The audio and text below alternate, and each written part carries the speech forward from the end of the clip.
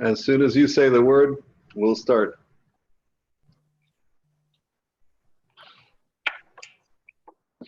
It's a great honor, Alex. Thank you very much. Thank you.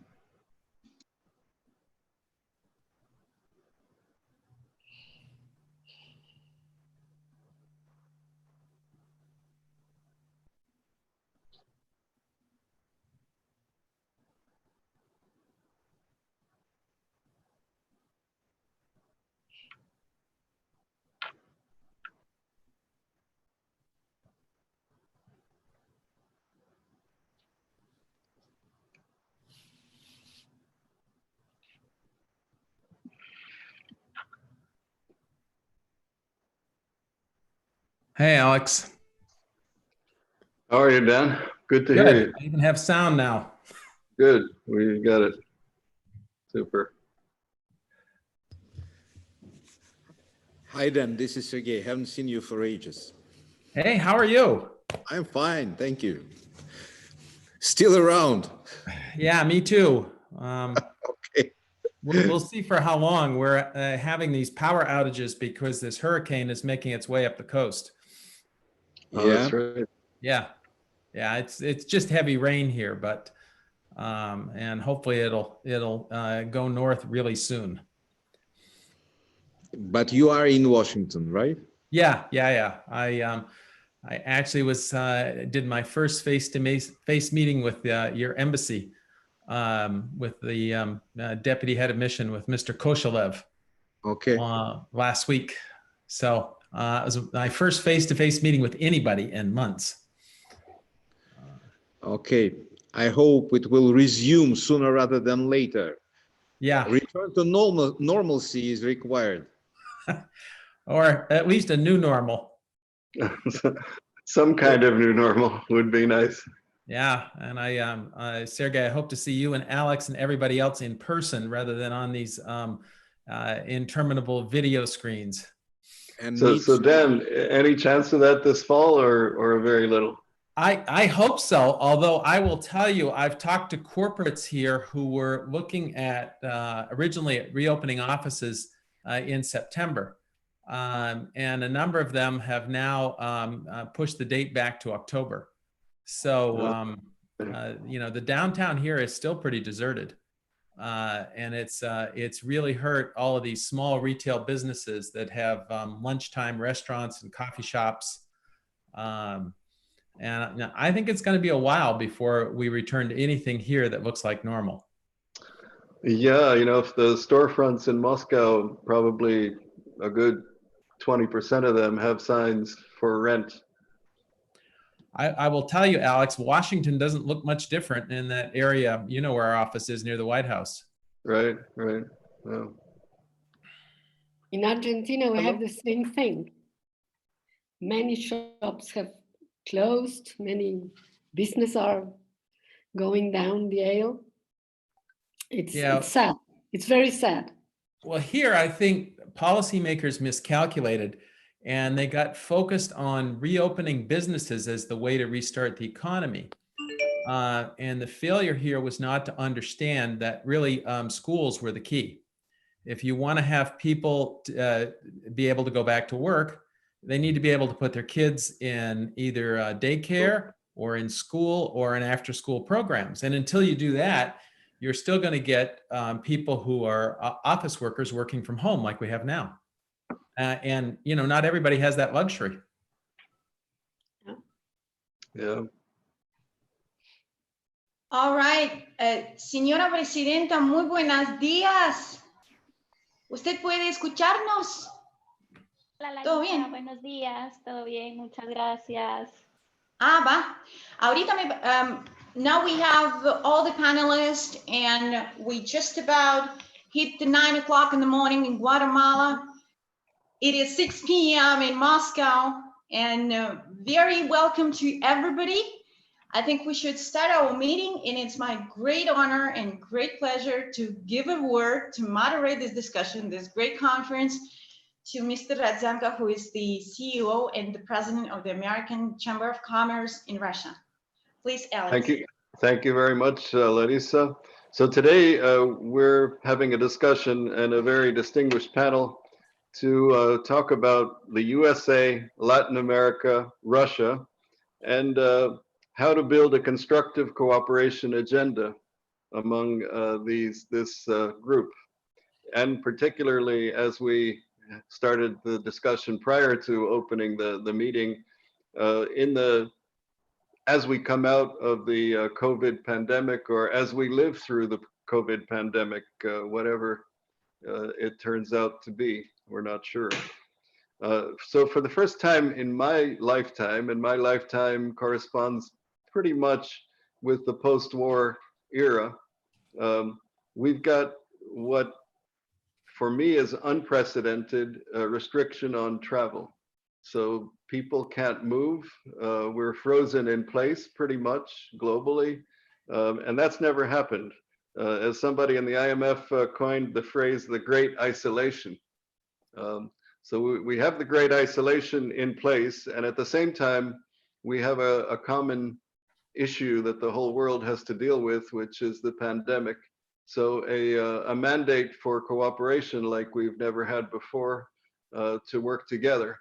So we have these conflicting situations where we're frozen in place in the great isolation. And at the same time, we have a great need for cooperation as we come out. And how do we come out? What will it look like? What will the world look like? What will the relationship between Russia, the United States, and Latin America be like as we come out of this situation? So that'll be the topic for today. And with that, I'm very pleased to open. Oh, no, not yet. I have to thank all of the organizations who are cooperating to make this panel a possibility. First of all, the Embassy of the Russian Federation in the Republic of Guatemala, the Valdai discussion group from Russia, the US-Russia Business Council in the USA in Washington, the Central American Parliament, PARLACEN, the Secretariat for Central American Economic Cooperation, SIECA, and a special thanks for bringing this together to the Regional Coordinator for Economic and Social Research, CRIES from Argentina. We also have the support of the UN Conference on Trade and Development from Switzerland, and myself representing the American Chamber of Commerce in Russia. So that group is what brought this together. It's an unusual panel. For me, a great learning opportunity because I haven't done much thinking about the angle of the last piece of this triangle, which is Latin America in the context of Russia and the United States. It is a fascinating variable.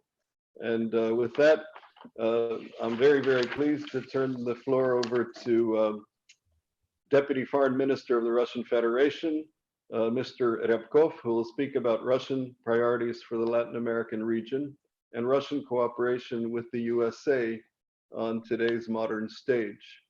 Before I finally turn it over, the way we will work is that Mr. Ryabkov has 20 minutes. Each succeeding speaker will have 10. And then we, at the end, will have a Q&A session. And perhaps at the end of each session, of each speech, I might be asking a question or so.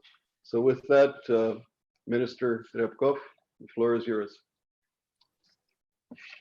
Thank you very much, Mr. Radzenko. Thank you, Alexei. I thank you also, Larissa, and I welcome all the colleagues whom I see on the screen. It's really a pleasure and an honor to join all of you for this conference. It's really a unique one. And like my predecessor, I recognize everyone and every structure, every organization that put into this possibility at this very challenging and difficult period for all of us. I particularly would like to thank our embassy in Guatemala and personally Ambassador Alexander Khacholikov and his team for tireless energy that allowed this event to take place. I likewise would thank every participant of this panel and structures behind them. Now, I'm really certain that everyone agrees with me that we will try to use this opportunity to at least try to contribute to a better understanding of the need to develop a kind of a modus operandi in circumstances when coronavirus continues to spread and related threats and challenges become so obvious. For the first time in history, I wouldn't say in recent history, for the first time in history, the international community has faced a new type threat of an infectious disease with truly global reach. And the pandemic has negatively affected the whole Western Hemisphere and of course us in Russia, having become a dramatic challenge for many countries, including in Latin America and Caribbean. Sadly, the frustrating statistics on coronavirus and related diseases brought us to a very considerable number of casualties and tragedies, which in many ways are similar to what we witness on a battlefield. This is a reality. We need to face it. There is no doubt that fight against the pandemic will require consolidation of joint efforts and the most active international cooperation built on the understanding of the importance of preservation and promotion of what we call here in Russia as a multipolar world. However, some of our colleagues in the international arena unfortunately continue to pursue their self-serving goals. Such a policy seriously harms common interests of the international community, which requires consolidation and solidarity. It is the context in which we view the counterproductive decision of the United States to withdraw from WHO, which plays and we believe will continuously play a central role in coordinating global efforts to combat COVID-19. It is evident that the pandemic has significantly transformed the international agenda. Today, the daily priorities are increasingly shifting to such areas like social services, healthcare, economy, etc. Universal quarantine regime broke production chains and jeopardized the entire process of globalization in trade and economic investment and finance. Political irresponsibility and myopia are the right words to be used in relation to certain states which ignored the call of the UN Secretary General and equally that of the High Commissioner on Human Rights to suspend the application of unilateral sanctions that hinder the purchase and delivery of medical and other humanitarian supplies and basic necessities to certain countries, including in Latin America and Caribbean. To do it, at least for the period of pandemic, is highly required and it is in very high demand. Russia continues to call for strict observance of this rule. It should be made into a rule. As for the US-Russian dialogue, it continues to be quite intense, even in the current difficult circumstance. Amidst the pandemic, contacts between our countries go on, and it's good. And at the very top level, they have even intensified. President Putin and President Trump have conducted 8 telephone conversations in recent months. Greatly owing to their personal input, it became possible to make an OPEC Plus deal and stabilize the global oil and oil product market. On a positive note, I would like to mention a Russian-US dialogue on the issue of countering the coronavirus pandemic, which again the presidents have repeatedly touched upon at their phone communications. Upon their agreement, Russia, April last, sent a military transport aircraft with medical supplies to New York. And in response, the United States delivered dozens of ventilators to my country May and June last. We are very grateful for this gesture, and we find such mutual aid a normal practice. And this is a good sign of solidarity and mutual support. Having said that, we cannot speak about significant change in the atmospherics and quality of the Russia-US relations.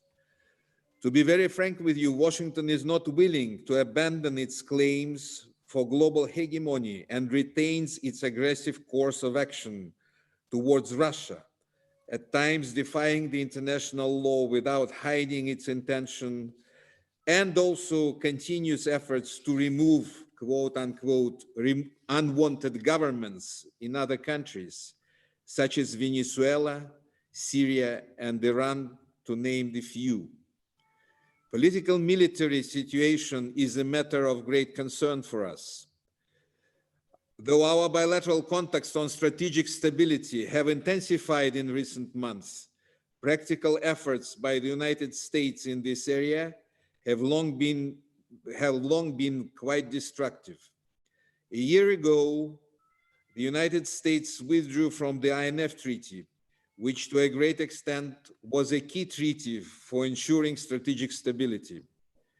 Most recently, the Trump administration decided to unilaterally withdraw from the Open Skies Treaty. Washington maintains ambiguity as to extending the New START Treaty, though we are already operating within a quite considerable time constraint.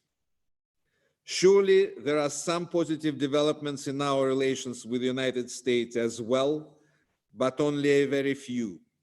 In this context, I will mention several rounds of a quite useful counterterrorism dialogue that was conducted in 2019, as well as active contacts between experts from both sides on regional issues, including on the situations in Syria and the Korean Peninsula. We are ready and open for cooperation on other issues on terms of equality and mutual respect of each other's interests. Russia's relevant initiatives remain on the table. Many of them may be implemented provided there is significant goodwill from both sides. There is no doubt that the goodwill on the Russian side is there. Development of trade and investment ties and energy and technology cooperation serve our shared interests. Besides, we propose to address long-standing concerns in bilateral relations. Most serious ones for us include the practice of arrests of Russian citizens in third countries upon requests of the United States and de facto confiscation of Russia's diplomatic property in the US. We are quite realistic about our cooperation prospects given the election year in the United States and do not raise our expectations. We will act pragmatically and respond to attacks on us when necessary. But we are open for interaction with Washington on a broad array of issues if it shows readiness to conduct affairs on a constructive and mutually respectful basis. Now let me turn, dear colleagues, to some issues in relation to Latin America. Here we observe quite dramatic disbalancing of political and socio-economic situations. In many ways, it is striking how the US continues its efforts to reconfigure Latin America so that this region, this vast region, better serves its interests. It was with quite disappointment and concern that we in Russia some time ago witnessed that the Monroe Doctrine and ideology associated with it was officially reintroduced by the US. Other negative factors that contributed to the deterioration of the situation in Latin America and the Caribbean were accumulated serious structural disparities in social and economic development of a number of countries, coupled with, of course, negative effects of the coronavirus. For Russia, Latin America and the Caribbean have always been the region of political acceptance, economic opportunities, cultural affinity, and unique mentality. Strengthening ties with Latin Americans is an intrinsically valuable area of Russian foreign policy. We build our work with regional partners on a pragmatic and de-ideological basis. We do not look at this region through the prism of geopolitical interests and do not try to put our partners in a dilemma of who to be friends and who to be not. We are very happy to note that our relations with the Latin American and Caribbean countries have traditionally had a positive dynamics. They are characterized by an active political dialogue, including at the level of heads of state. We are in the process of diversifying the trade nomenclature. We aim to build full-fledged project production and technology alliances, make full use of opportunities provided by complementarity in our economies, and to implement high technology projects in different areas like energy, infrastructure, telecommunication, biotechnology, transport, and others. In 2019, a flagship project of our cooperation with countries of the region was put into function. This is the Mechnikov Latin American Institute of Biotechnology, which produces anti-flu vaccines under Russian technology. It's being planned to expand the product range to include in future insulin and interferon-related prescriptions for consumption in Latin America and the Caribbean. You know that any major crisis opens up new opportunities for enhancing international cooperation and developing new areas of growth in the post-quarantine period, as well as additional prospects for strengthening interaction. They will emerge, first of all, in medicine and healthcare, information and communication technologies, production and distribution of essential goods and services, and ensuring civil security. Today, we assist our Latin American friends in countering the spread of coronavirus. Cuba, Venezuela, the Dominican Republic, Costa Rica, and Nicaragua received Russian testing systems for diagnosing COVID-19 and personal protective equipment. Humanitarian aid was rendered as part of cooperation with the Central American Parliament. We are very grateful for this cooperation. The possibility of assistance to a number of regional states, in particular Colombia, Paraguay, and Peru, is now being explored. Let me also mention that because of a very thoughtful and creative input by a number of our partners, conceptually led again by the Russian embassy in Guatemala, it was possible to hold a regional presentation of the first Russian anti-COVID-19 drug called Avifavir last July.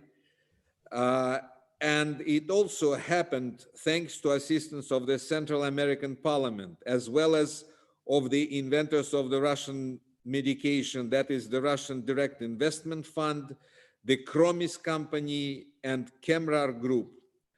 My thanks go to all of them.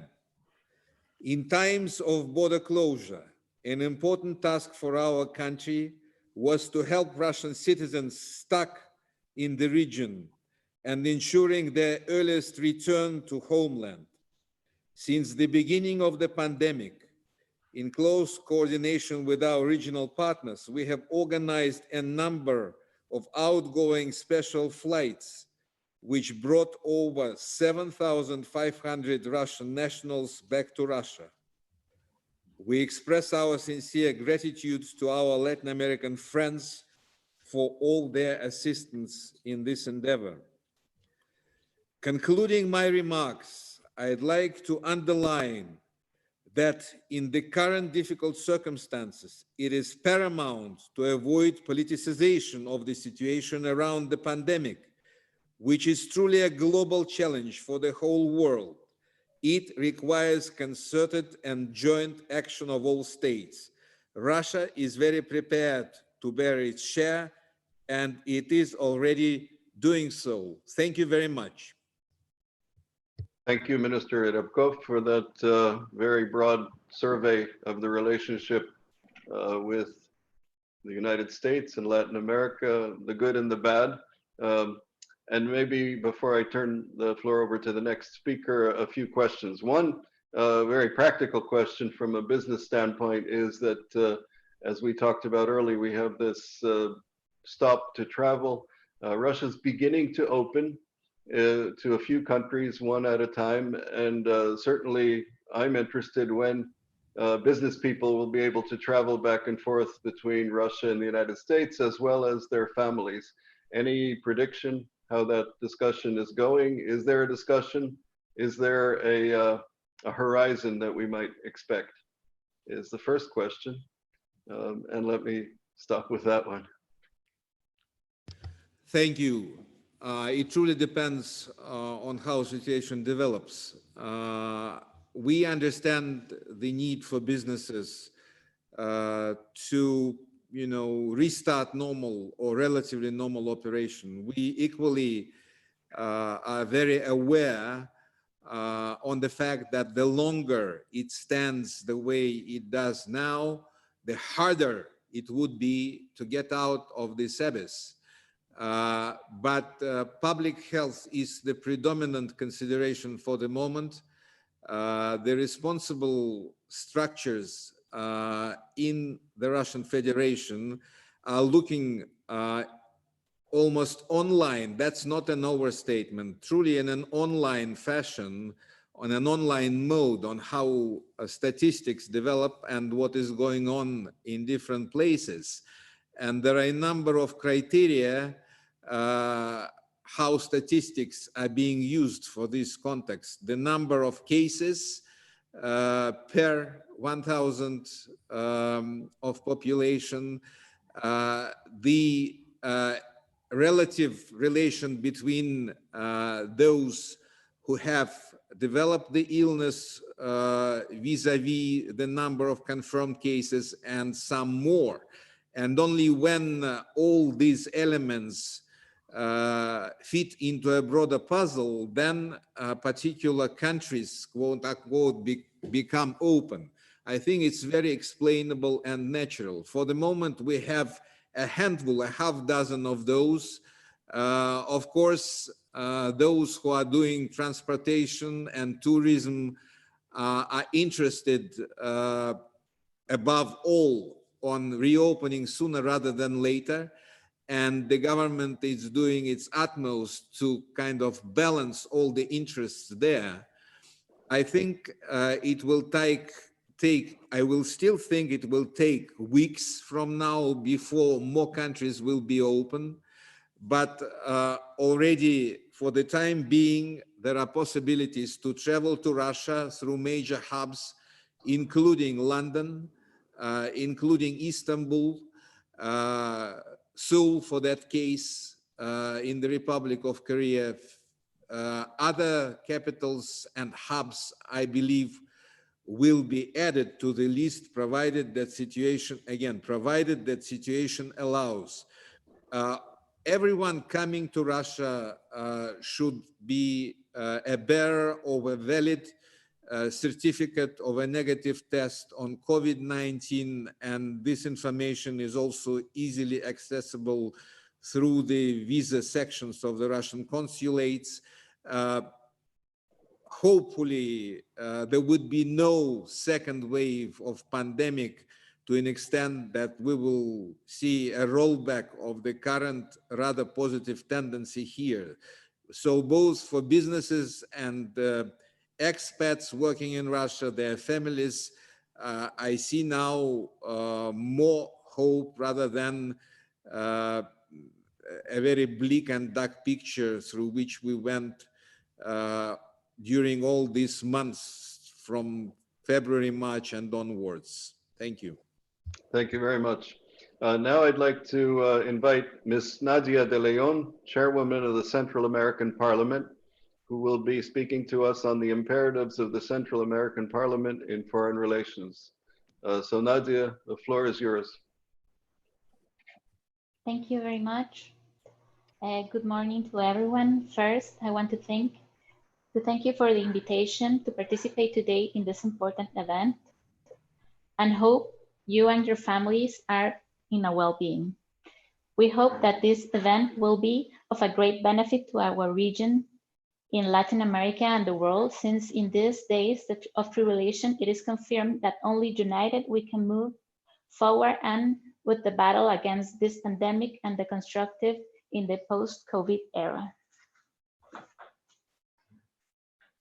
The former 5 territorial jurisdictions that integrated the Audiencia of Guatemala became independent from the Spanish Empire without bloodshed in 1821, instead of most of the independence movement of Latin America.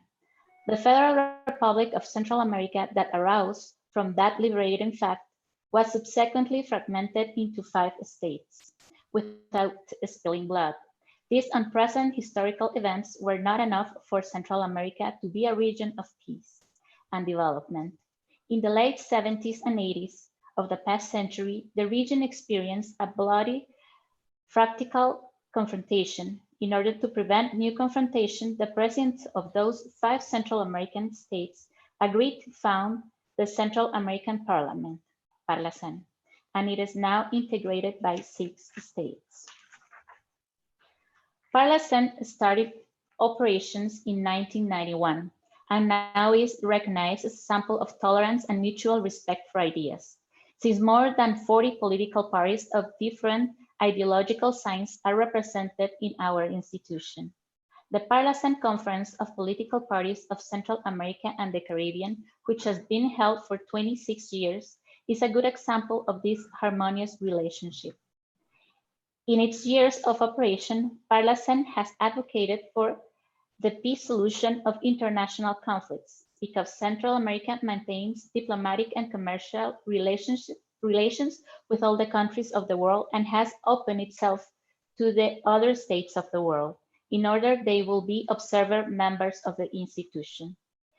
To face the COVID-19 crisis, the countries of the region closed their borders, canceled air flights, and corresponding social distancing measures were taken in each of the member countries. In this context, it is impossible to hold face-to-face sessions of PARLACEN, plenary assembly, commissions, national benches, parliamentary groups, political management board, and its board of directors. Under these circumstances, the PARLACEN board of directors issued a resolution approving the use of technological platforms to hold video conference meetings, chat groups, mass emails, among others, to guarantee the operations of this important organ of political and democratic representation of the Central American integration system. On May 4th of this year, the PARLACEN Plenary Assembly passed a special operating regulation body for the Central American Parliament, which provides the legal framework for the PARLACEN virtual operations for the emergency period. The PARLACEN digital operations has allowed for a greater fluidity in the work of the permanent sessions and commissions, in the preparation and presentations of the initiatives by Central American deputies, as well as a greater participation in the plenary assembly. As a political and democratic representation body of the Central American integration system, PARLACEN has been working against this pandemic taking as a guide the regional contingency plan approved by the Summit of Heads of State and Government of SIECA last March. PARLACEN has approved 19 resolutions to complement national government's efforts to deal with the pandemic. In the so-called new normality, the Central American Parliament has the following priorities for its intra-regional and international relations. First, partnership strengthening with the other organs and institutions of the Central American Integration System, SIECA, in the elaboration and implementation of plans, programs, and legal framework that promote the reactivation of the regional economy, especially the micro, small, and medium-sized industries, MSMEs, as well as all the tourism sector. Since the pandemic began in our region, the Central American Parliament has recommended to decision makers that the MSMEs sector must be strengthened in order to promote a greater equity in the economic system. Also to watch over the health of our population, learning from the lessons of this pandemic in order to be forewarned against future health catastrophes, to make way for a new form of education, more technologized and that reaches everyone.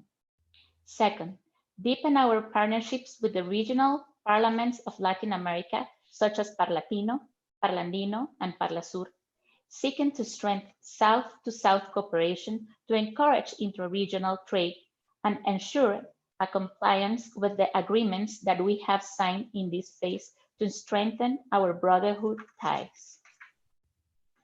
Third, strengthen our relationship with the major economies of the world to promote our exports, diversifying them, increasing the participation of the MSMEs, including this as a crucial sector within the regional plans for the economic recovery.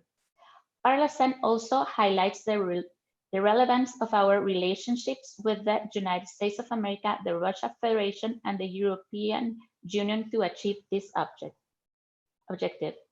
Fourth, we have a fruitful partnership with the European Union through the Euro-Latin American Parliamentary Assembly and the Signed Association Agreement.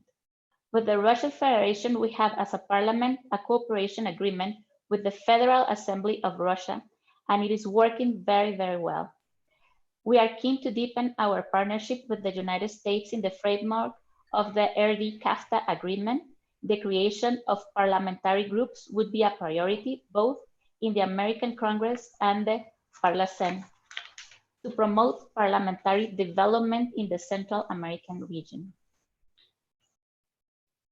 And humanity is being born. Nothing will ever be the same as it was before. Only the values of peace, of making the planet more resilient and making the entire world as a zone of peace, freedom, democracy, and development. Thank you so much.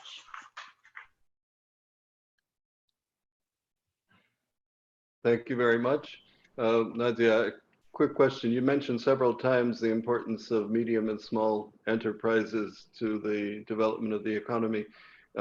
Before we started, we had a discussion, and I think universally, the companies and businesses that have suffered the most in the pandemic are the small and medium enterprises. How is PARLACEN looking at that situation in your region? We have issues several, I don't know how you say it in English, several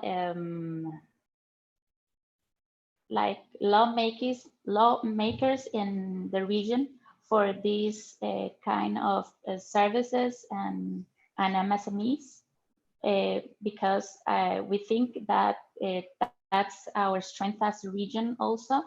Many services have been closed. We have a lot of unemployment in the area.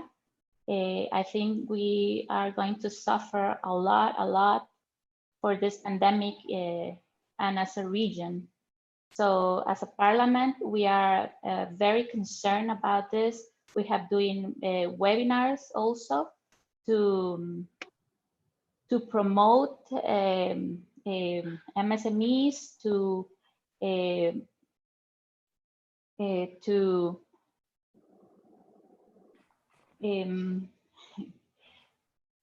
well, to promote them, to see and help them of how they are going to pass this pandemic. And we have also given them technology, not given them, but making them aware that they can use technology. Many of them have been using them right now as Facebook and other ways of promote themselves, and we are in that area. So thank you very much, Nadia. Next, we have Ambassador Melvin Enrique Redondo, the Secretary General of the Secretariat for Central American Economic Cooperation, to talk about integration in Central America and cooperation with extra-regional partners. Ambassador, the floor is yours. Thank you very much. I'm very happy to be here this morning. Good evening in the other side of the world. And as I said, I'm very happy to be here. And first of all, I would like to thank you, all the organizers, for the efforts to organize this important event today to discuss relationships and cooperation between the United States, Latin America, and the Russian Federation. As a secretary of the SIECA, the Secretary of Economic Integration of Central America, I reaffirm our commitment to support Central American countries in their competitive insertion in international markets, based on an in-depth analysis of the opportunities and challenge that we have as a region. The slowdown of international trade associated with the pandemic has severely contracted our economies and negatively affected global value chains around the world. This situation of vulnerability can exacerbate in small economies, such as the Central American ones, for the supply of manufactured goods, foods, and medicines. For this reason, it is important to extend the discussion on how can we enhance the insertion of Central America in international markets and those to promote the recovery of the global economy through cooperation.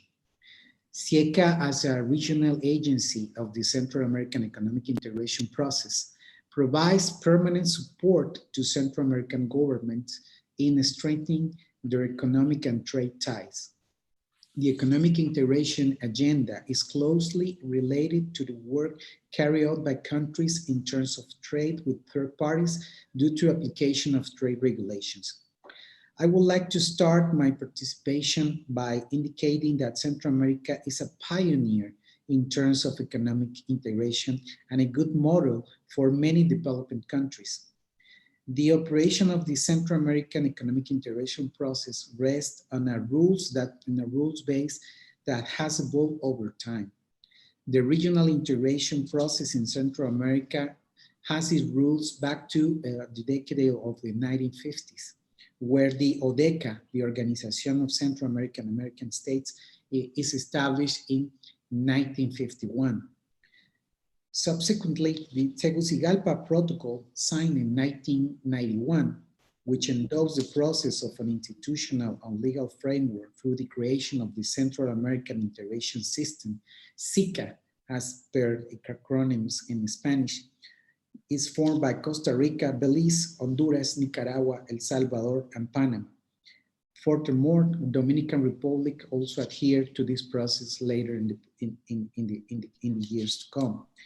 The vision of the system is mainly based on the pillars, namely freedom, democracy, peace, and development. In 1960, the General Treaty of Central American Economic Integration was signed, thus establishing the Central American Common Market. As mentioned before, one of the models for the developed economies in the world in the integration economic process. In 1993, the Guatemala Protocol was signed as an instrument that defined the stages of the regional economic integration process under a new institutional structure with the aim of relaunching Central American integration in the context of trade liberalization and open regionalism. The institutional framework of Central America economic integration works under the guidance of the Council of Ministers of Economic Integration, namely COMIECO, body that established the economic integration policies of the region and provides follow-up to the strategic issue of economic integration. The private sector also has a relevant participation in our work agenda. The Consultative Committee for Economic Integration is a representative body made up of main federation and chambers of the private sectors all across Central America. Its role is to advise COMIECO and work closely with SIECA in the design and execution of programs, policies, and initiatives related to economic integration. The advances in the economic integration process in Central America are significant in terms of foreign trade. All products originating in the countries of the process of the region enjoy free trade, with the unique exception of a very short list. The establishment of the free trade zone has allowed the further growth in inter-regional trade. By the end of 2019, it reached 31% of the total exports of Central America to the world. More recently, the Central American Trade Facilitation Initiative established the institutional coordination between border crossing agencies of the Central American countries through a series of ongoing measures whose final objective is to reduce cost of trade in the region by applying good practices and international standards for trade facilitation. This strategy contemplates the implementation of the Central American Digital Trade Platform, that is a catalog of services and processes related to intra and extra-regional trade operations that will connect custom offices, SPS agencies, immigration authorities, and single window authorities as a way to users to manage all the operations for intra and extra-regional trade. The consolidation of the Central American process works in a complementary way with the aim of improving Central American position in international markets. In the case of the trade with third parties, the Guatemala Protocol establishes that Central American countries harmonize their external trade relations gradually and with flexibility until a jointly policy of trade is adopted. At this point, more than 80% of total trade of the Central America enjoys trade preference in the framework of an FTA. In that sense, Central America has been a pioneer region in signing trade agreements in the era of the globalization. In that sense, identifying the complementarity between the demand and supply of tradable products between Central America and Eurasia is an important task in formulating future trade policy scenarios. The region needs to identify engines of economic growth that will allow to face the pandemic caused by the COVID-19. Therefore, exploring the geographical diversification of its trade relations is an objective in which countries are working to a greater or lesser extent. In that sense, SIECA is in the best position to support Central American governments in the consolidation of the foreign trade and the search of a better economic opportunities for the people. I want to close my participation by acknowledging the important steps that the Russian Federation has taken to achieve its incorporation as an observer of SIECA. You have our support for the implementation of strategic projects for the economic agenda of the region, and therefore we hope to have a strategic partner for the development of the Central America. Thank you very much. Thank you, Ambassador Redondo. One quick question. You spoke a lot about trade integration, about the process of facilitating trade and making the processes easier, smoother. Your assessment, is the pandemic likely to make that process harder, easier? What impact do you expect? Thank you. Thank you for your question. It's a very interesting question. Trade facilitation is at the very core of the policies in Central America, and during the pandemic, maintaining the trade facilitation at the borders is it's a real challenge. We have to find a balance between health and trade, and then trade facilitation is at the very core of this initiative. We have been working very closely with the governments to maintain the flows of trade in Central America. As I mentioned, the regional trade is a very important destiny of the export of Central America. In that sense, maintaining that flows is at the key of the policy in these very moments. Nevertheless, the pandemic has taken its toll in trade. The governments are working closely to enhance trade facilitation through initiatives as the digital platform for Central America, as I mentioned before, the coordination between agencies that that work close at the border, working together in initiative to facilitate the dispatch of goods at the borders, and other initiatives through technology that will facilitate the maintaining of the flows in these times of the pandemic. As I mentioned, trade is a very core. Trade facilitation is a very core of the policies in Central America, and it will be that way. Nevertheless, the situation we are facing with COVID-19. Thank you very much. Now it's my pleasure to introduce my colleague and friend Dan Russell, President and CEO of the U.S.-Russia Business Council, based in Washington, D.C., and he'll speak about U.S. cooperation priorities for Russia and other countries. Dan, the floor is yours.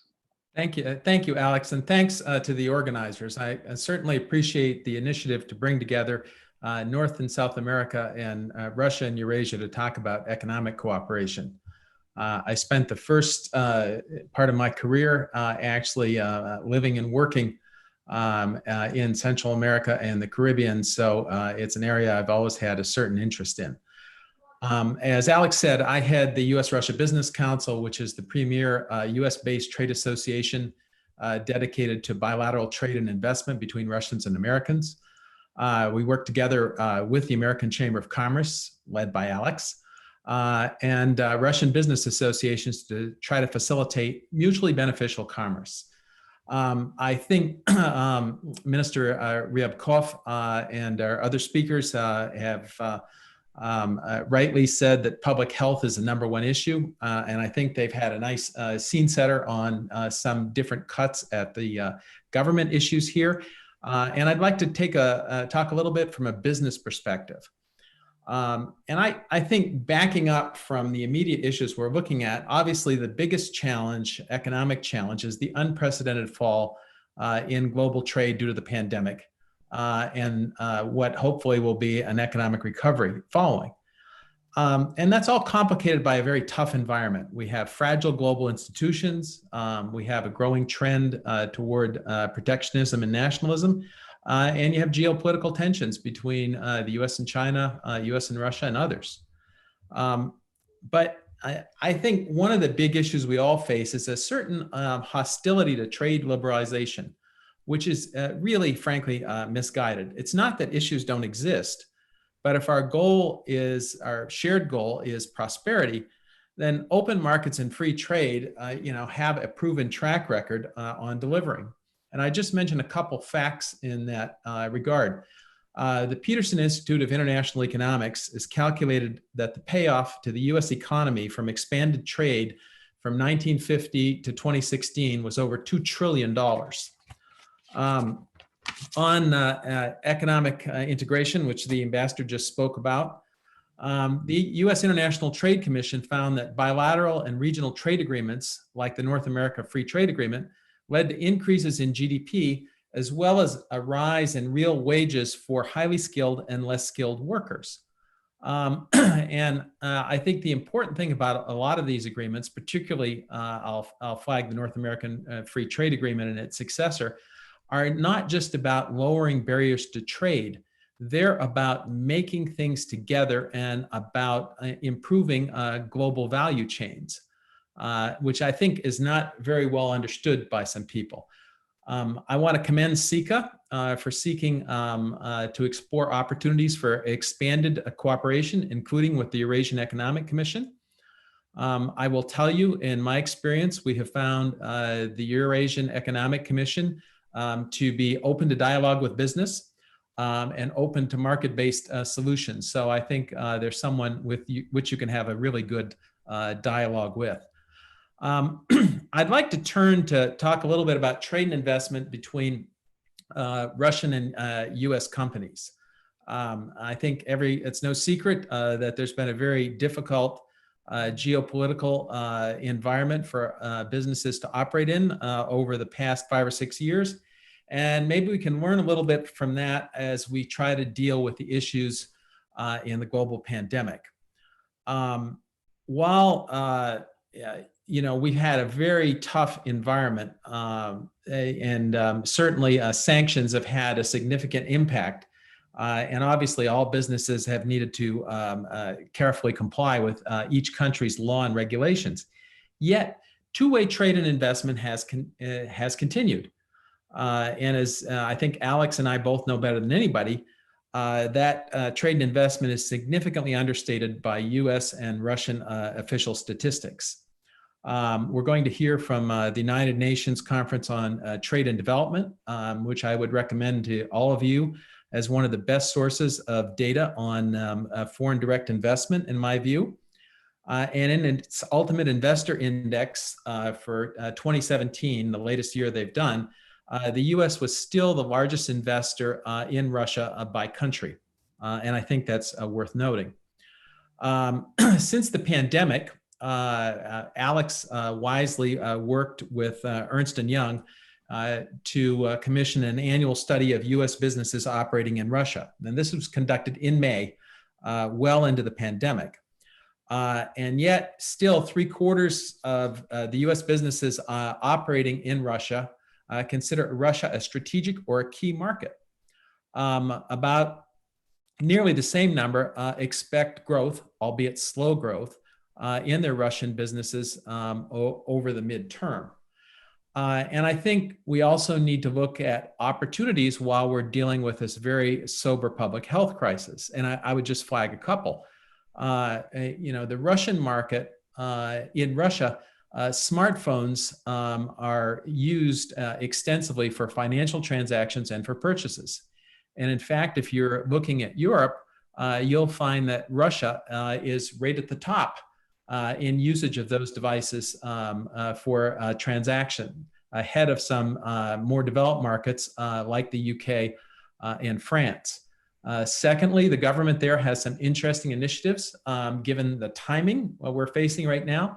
And I would just flag the digital economic transformation, which is a big program and a priority of the Russian government. And it couldn't come at a better time given the crisis we're facing.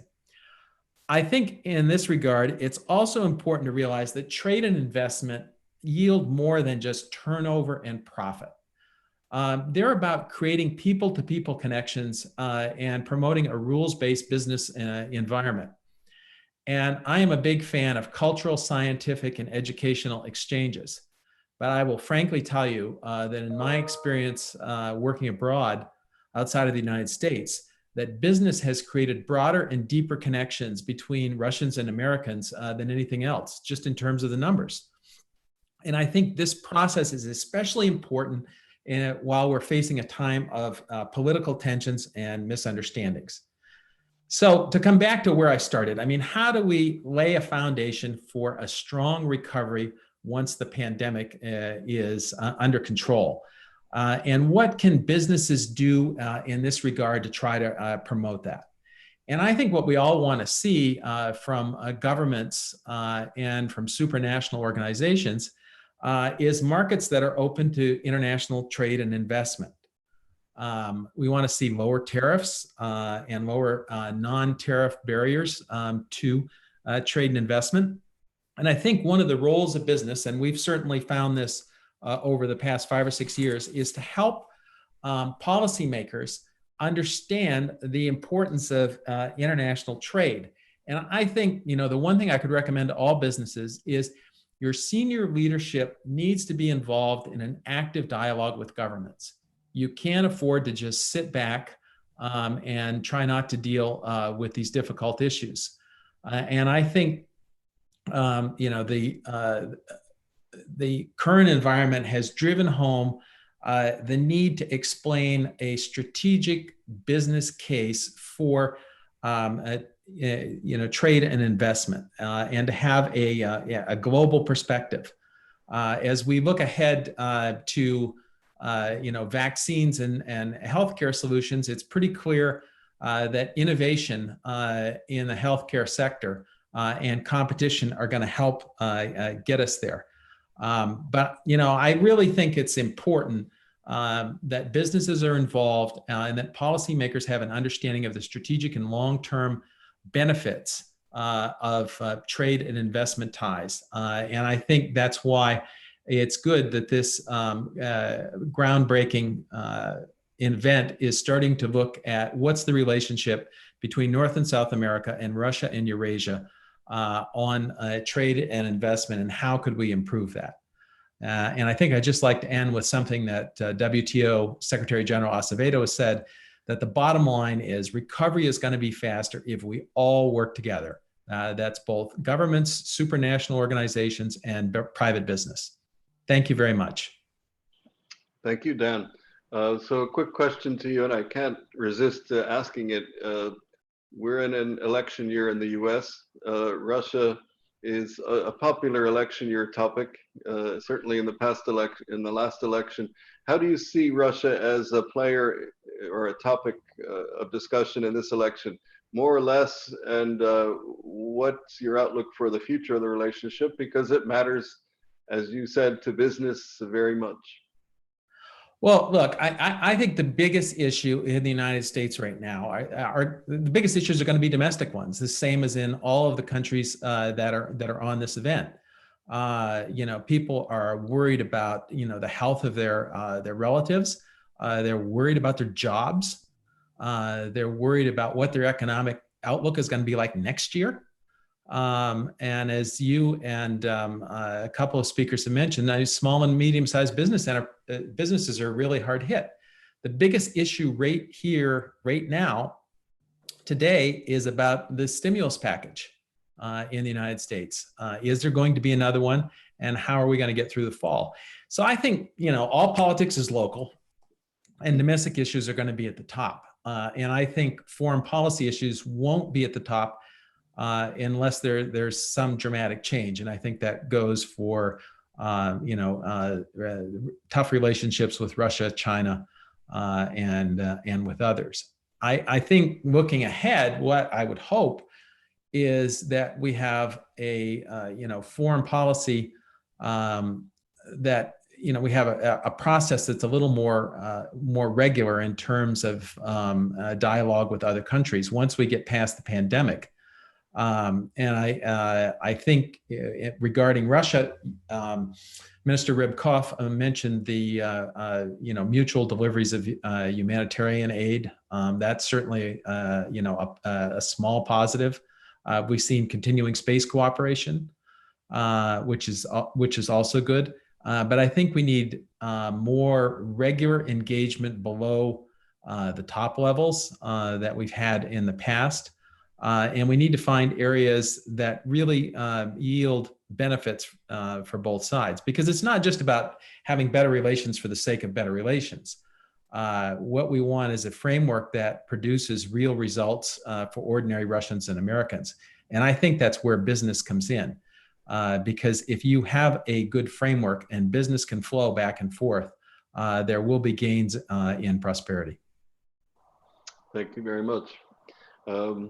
Next, we have Richard Kozel-Wright, the Director of the Division of Globalization and Development Strategies at UNCTAD. And we're very curious to hear about the global economy after the pandemic. Mr. Kozel-Wright, the floor is yours. Thank you very much, and thank you to CRIES for the invitation to this meeting, and good morning and good afternoon to everybody. Number of issues. UNCTAD is a very diverse organization. We deal with South-South cooperation. People have mentioned that already. As the previous speaker mentioned, we have a division that deals with foreign direct investment in its various dimensions. My division deals with more macroeconomic and financial issues, and that will be the perspective that I take in my presentation from a developing country point of view. UNCTAD was set up by developing countries, and we are very much focused on the development aspects of the challenge. I don't need to tell anyone, I think, in this audience that the global economy is in very serious trouble right now. Some regions are in more serious trouble than others, but we are probably looking at the deepest recession since the 1930s. For some countries, it will actually be worse than hit them in the 1930s.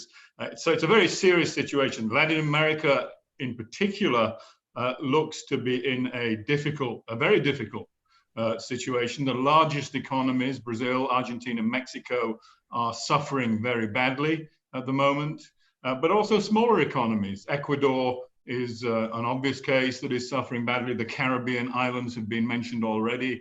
They are facing multiple hits. Russia itself obviously will face a recession this year. It's probably not as bad as was initially the worries, because oil prices have picked up since the sharp declines in March, but it will also face significant difficulties, economic difficulties this year.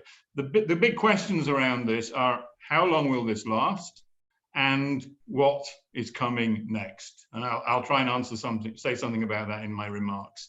Of course, there's a second related set of issues that the minister has already hinted at. This is not just a global economic crisis, it's a global health crisis. We still have the problems of the global environmental crisis that we are all fully aware of. And the only way to solve global problems is through international cooperation and coordination. But we face a crisis there. Multilateralism is in crisis. I think we recognize that. And we have to ask the question, why is multilateralism in crisis?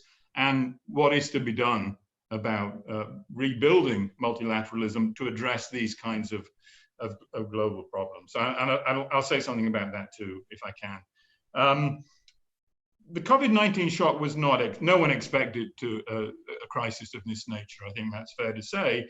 But the economic warning signs about the fragile state of the economy were visible already at the end of last year. In our trade and development report, we warned last year that the global economy could be in recession in 2020, given the fragilities that already existed in the economy. Of course, the COVID-19 has made for a much more different and much more difficult situation than we expected. This self-induced lockdown has put saving lives above immediate economic concerns, and that's made this crisis a crisis about people rather than about profits, obviously.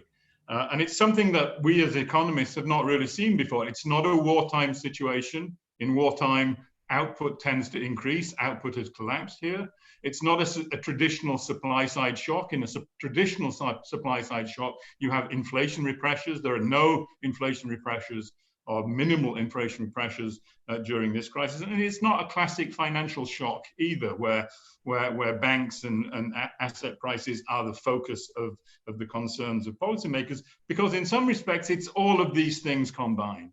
Supply shocks, demand shocks, financial shocks, all happening almost simultaneously, which has led to a degree of unfamiliarity for economists and a very high level of uncertainty in terms of trying to understand how this thing will evolve going forward. There are particular difficulties for developing countries, however, that we are very concerned with in the work that we do in UNCTAD. Developing countries are very vulnerable to capital flight.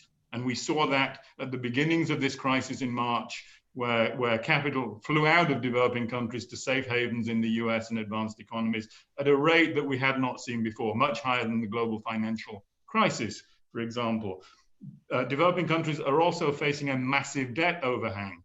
levels of debt across the developing world, both private and public, increased significantly over the last 10 years. And that introduces new problems and new vulnerabilities for them. And of course, many developing countries their economies are highly informal. Informality is a feature of developing countries, and that adds another layer of difficulty for many developing countries. And all those features are clearly present in the Latin American context. We've seen all elements of all three of those. On top of that, developing countries as a group tend to have less policy space and less fiscal space to be able to address those problems, let alone the compounding of those problems with the current crisis. So that's a particular set of challenges that many developing countries face. What we can say looking forward is that, as I said, uncertainty, the level of uncertainty is very, very profound. It's profound on the health front. We don't know if there's going to be a second wave. We don't know the speed at which vaccines are going to be developed. So that adds an element of anxiety to what we have to say and what we have to predict for the coming year. And that's the game that we're in at the moment as we write our annual report. I mean, there are some things we can say. There will be a bounce back. And indeed, it's already begun to happen. It's a technical bounce back. When you hit bottom and businesses, even small ones, begin to open up, there will be a recovery of sorts. On top of that, we've seen these huge relief packages that have been implemented, particularly in some of the more advanced economies, on a phenomenal scale, trillions of dollars in the case of the United States. Although it's difficult often to say what their longer term, medium to longer term impact will be, and economists now have a whole alphabet of recoveries. Some talk about a V-shaped recovery, some talked about a U-shaped recovery, an L-shaped recovery, a W-shaped recovery with a double dip, a recovery, and then a slip back. And we are hopeful that it will be a V-shaped recovery next year.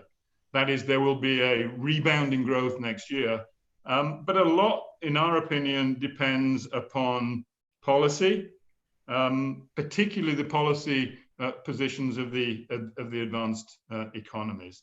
And we have a worry here. We are somewhat worried that we will repeat the mistakes of the 2009 global financial crisis, when there was the beginnings of a recovery, coordinated fiscal expansion, monetary expansion, which petered out in a form of premature austerity that most developed countries implemented from 2010 onwards, very slow recovery in these economies after that, an undue reliance on monetary policy, not a sufficient reliance on fiscal policy, a fixation with stock markets as an indication of recovery, which hid a lot of underlying problems and fragilities that were not addressed by policymakers coming out of the 08-09 crisis, and a slightly misleading belief that everybody can export their way out of a crisis, because everybody can't export their way out of a crisis unless there's an autonomous buyer in the universe somewhere that's willing to take everybody else's goods, which isn't the case. And the problem with a singular focus on export as the way out of a crisis is it tends to go with wage restraint, and wage restraint leads to a reduction in demand, and the shortage of demand in the economy is what is leading to the slow recovery after 2008, 2009. So weak demand, fragile growth, high levels of inequality are a concern that we have when we look at the possible nature of the recovery. And we have in our mind, as I said, what happened after 2009 and the global financial crisis, when initially the G20 got together, coordinated their efforts, and there was a very strong bounce back, but then somehow lost direction and was unable to continue that kind of coordination beyond 2010, 2011. And the tragedy is that international cooperation is weaker today than it was a decade ago. Gordon Brown, for example, who was the head of the G20 back in London in 2009, has made this complaint over the course of the last few months. And so the question that so given that we do believe that international cooperation is central to a strong recovery, building resilience, why are we in this situation where international cooperation is very weak? And there are kind of explanations out there. Some people focus on personalities, other people focus on ideological shifts and the rise of nationalism. There are obviously geopolitical tensions that are feeding into a less cooperative environment. But a couple of things that we think are important to understanding the problem. One is, borrowing the term from the deputy minister, hegemonic decay is part of this story. The US is not as strong as it used to be, and it's not clear what role it thinks it needs to play in the international environment. The minister talked about the problem of unilateral coercive measures, and at least for our constituency in UNCTAD, that is a very, very, very serious threat to any sort of rebound in the multilateral architecture. That's not unlinked to the role of the dollar and the politicization of the dollar by the US over the course of the last decade, which has not helped in building degrees of cooperation either. There's a second element that we've emphasized in terms of the weakening of international cooperation, and that's the problem that the rules of the game of international engagement are rigged in favor of a few largely very powerful corporations in the advanced economies. And that's true in the WTO context as it is in other contexts. And the problem with that, not that big firms are not valuable, big firms have a very valuable role to play in the international economy, but it tends to lead to a decline of trust in the system when people feel and countries feel that those rules benefit some groups at the expense of others. And that problem of the rigged rules of the game is something that we worry about considerably. And so we're looking in UNCTAD for a way forward that not only recovers jobs and incomes and trade, but recovers better, that does better than what happened after 2009, 2010, because we don't think that was a very good recovery. And a lot of our work right now is trying to outline policies at both the national and the international level, including reforms to the international system on liquidity, on debt issues, on illicit financial flows, etc., where we think the international architecture falls short. But let me just close with a quote from the Financial Times. The Financial Times, I don't think, is a radical voice in the international arena. I mean, in many respects, it's the voice of international big business. But this is what they said a couple of months ago when they were reflecting on what we need to do to recover better from this crisis. And I'll quote. It's a short quote. They said, "Radical reforms, reversing the prevailing policy direction of the last 4 decades, will need to be put on the table. Governments will have to accept a more active role in the economy." And we think that is true both at the national level and the international level if we are to recover better, and to do so, I think, with the degree of cooperation that we all recognize is necessary for a healthier and more resilient world economy. Thank you. Well, thank you very much. You've given us a lot to think about. I do have one question before we leave you, and that is, you mentioned the alphabet of options or alphabet of recoveries that economists have. One of the issues, one of the debates that's been taking place is the cost and benefit of the lockdown to prevent spread of disease against the cost of that lockdown, and how long can that last? Any thoughts on that? It's a difficult question. We all recognize that people's health is the priority right now, and but as you rightly say, this is coming at a very large cost. Lockdown is not, you cannot lock down economies for a prolonged period of time without causing other problems in terms of poverty, in terms of other forms of problems with respect to health, and etc. So this it's not a long-term solution. That is clear. We do think that governments have more room than many people think to be able to forge a more expansionary response whilst being responsible on the health front, because it's going to have to be the two of these things. We have to build a more dynamic economy. Jobs have to be recreated, growth has to pick up, trade has to pick up, investment has to pick up. So that's imperative, but we have to do that responsibly in terms of the health of citizens. And like the FT said, we think there are many more instruments that governments can use to find the right combination between economic recovery and the health of citizens than so far have been used. And what we hope to be able to show is that there are alternative recovery strategies to the ones that failed after 2008, 2009. Thank you very much.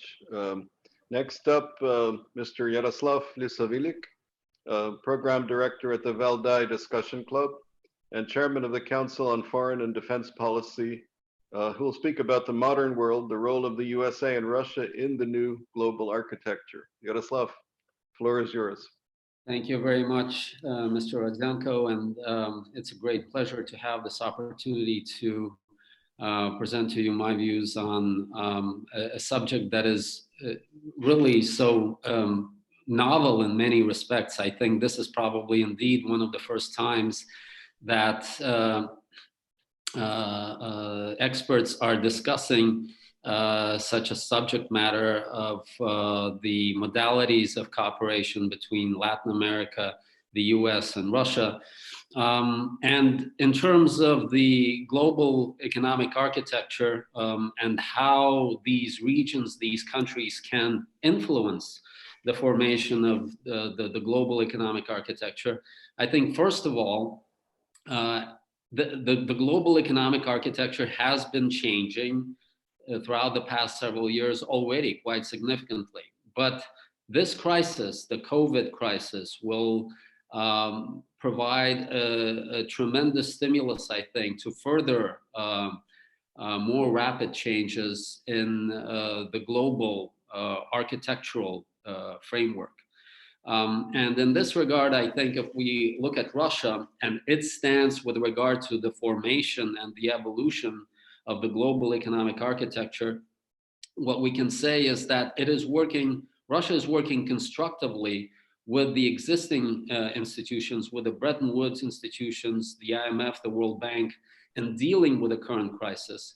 And I think this is very important because in the foreseeable future, the IMF, the World Bank will be very important parts, very important agents of neutralizing the effects of the crisis that we're facing, such as the one that we're facing today.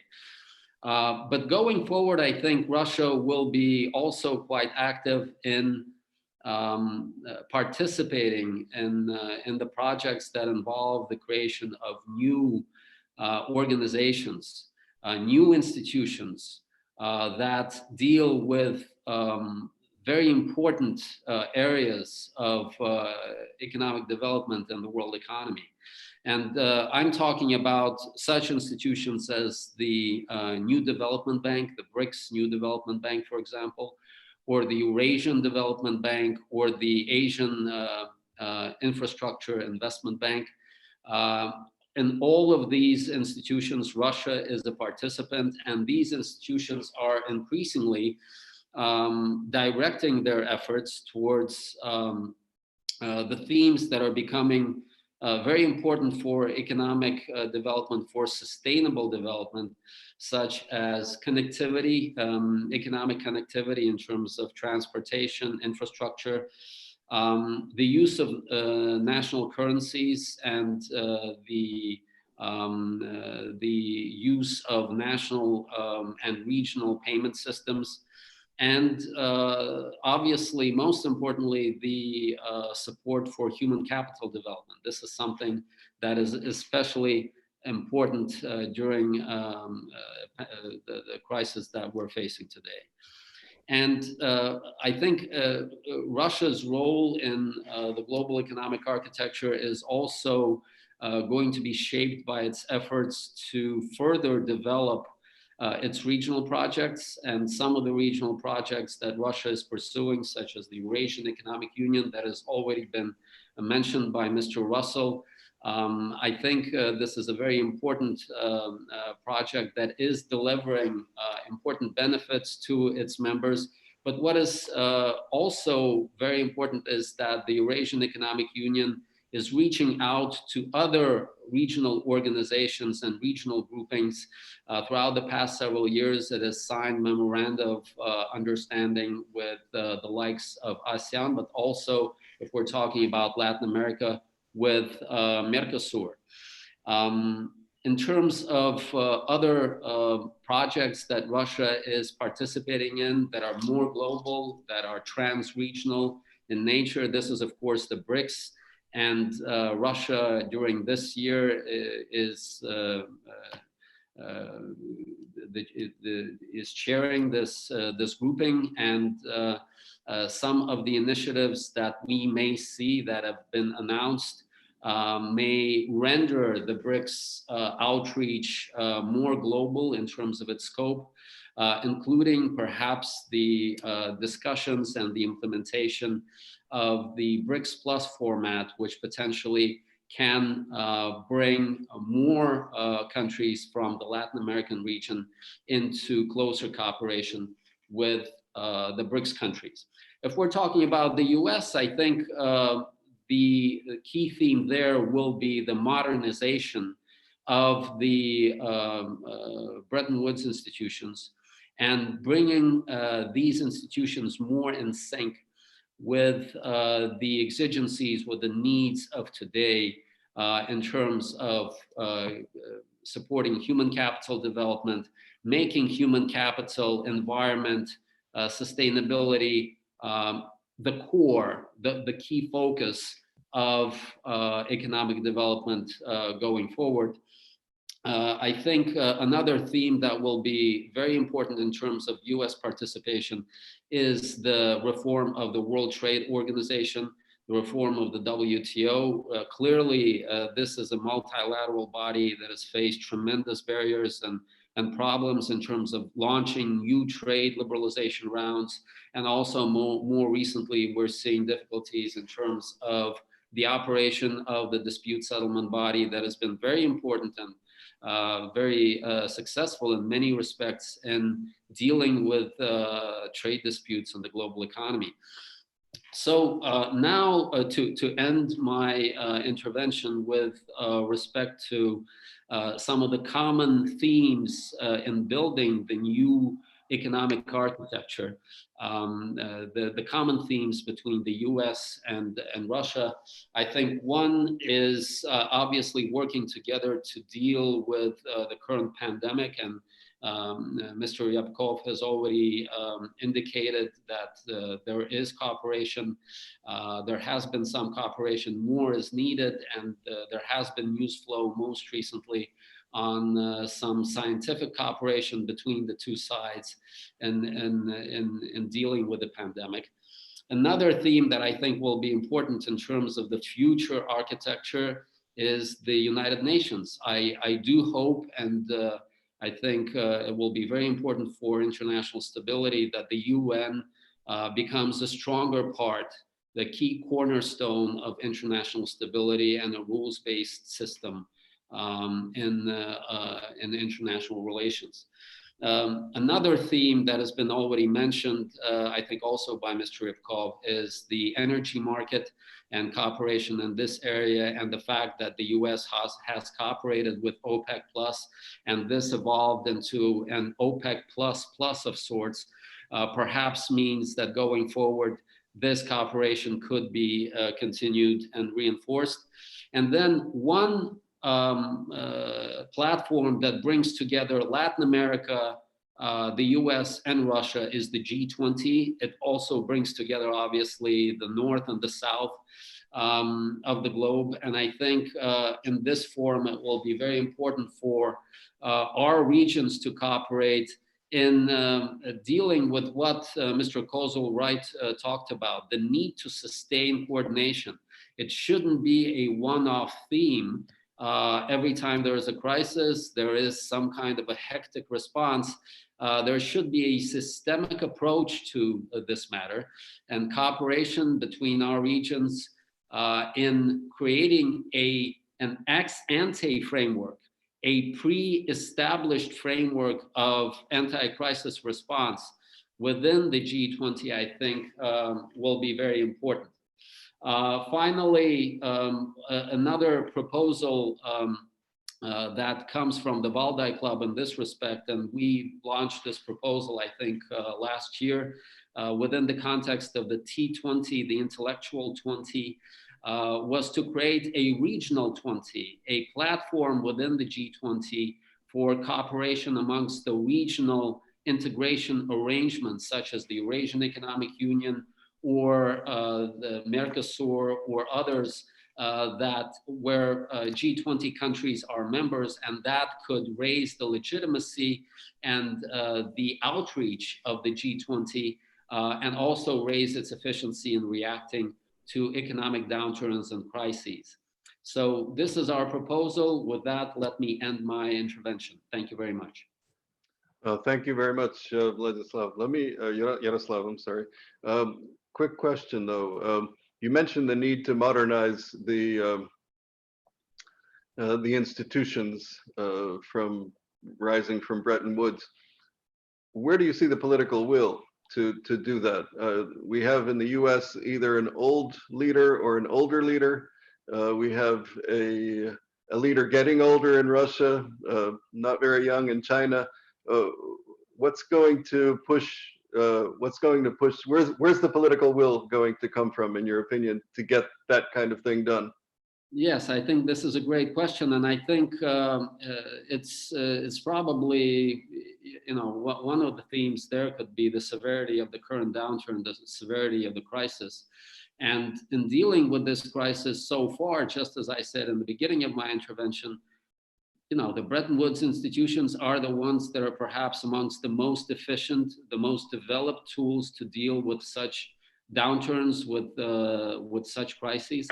And I think to make these institutions more efficient, to have more of an involvement and inclusion coming from the global South, you do need to forge ahead further with greater quotas and voting shares for the developing economies that are demonstrating high growth rates. So there has been some change, and that is a positive signal throughout the past years, whereby the voting share, for example, of China within the IMF has been increased.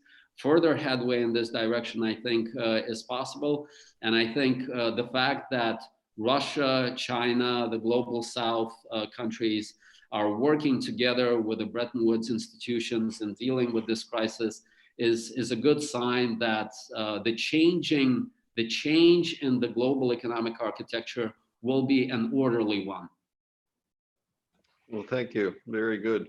And now Ambassador Roldan Vazquez, Director of the Group of Contemporary Studies of the Eurasian region in the Argentine Council for International Relations, on the topic of Latin America, USA, and Eurasia, searching for a common agenda.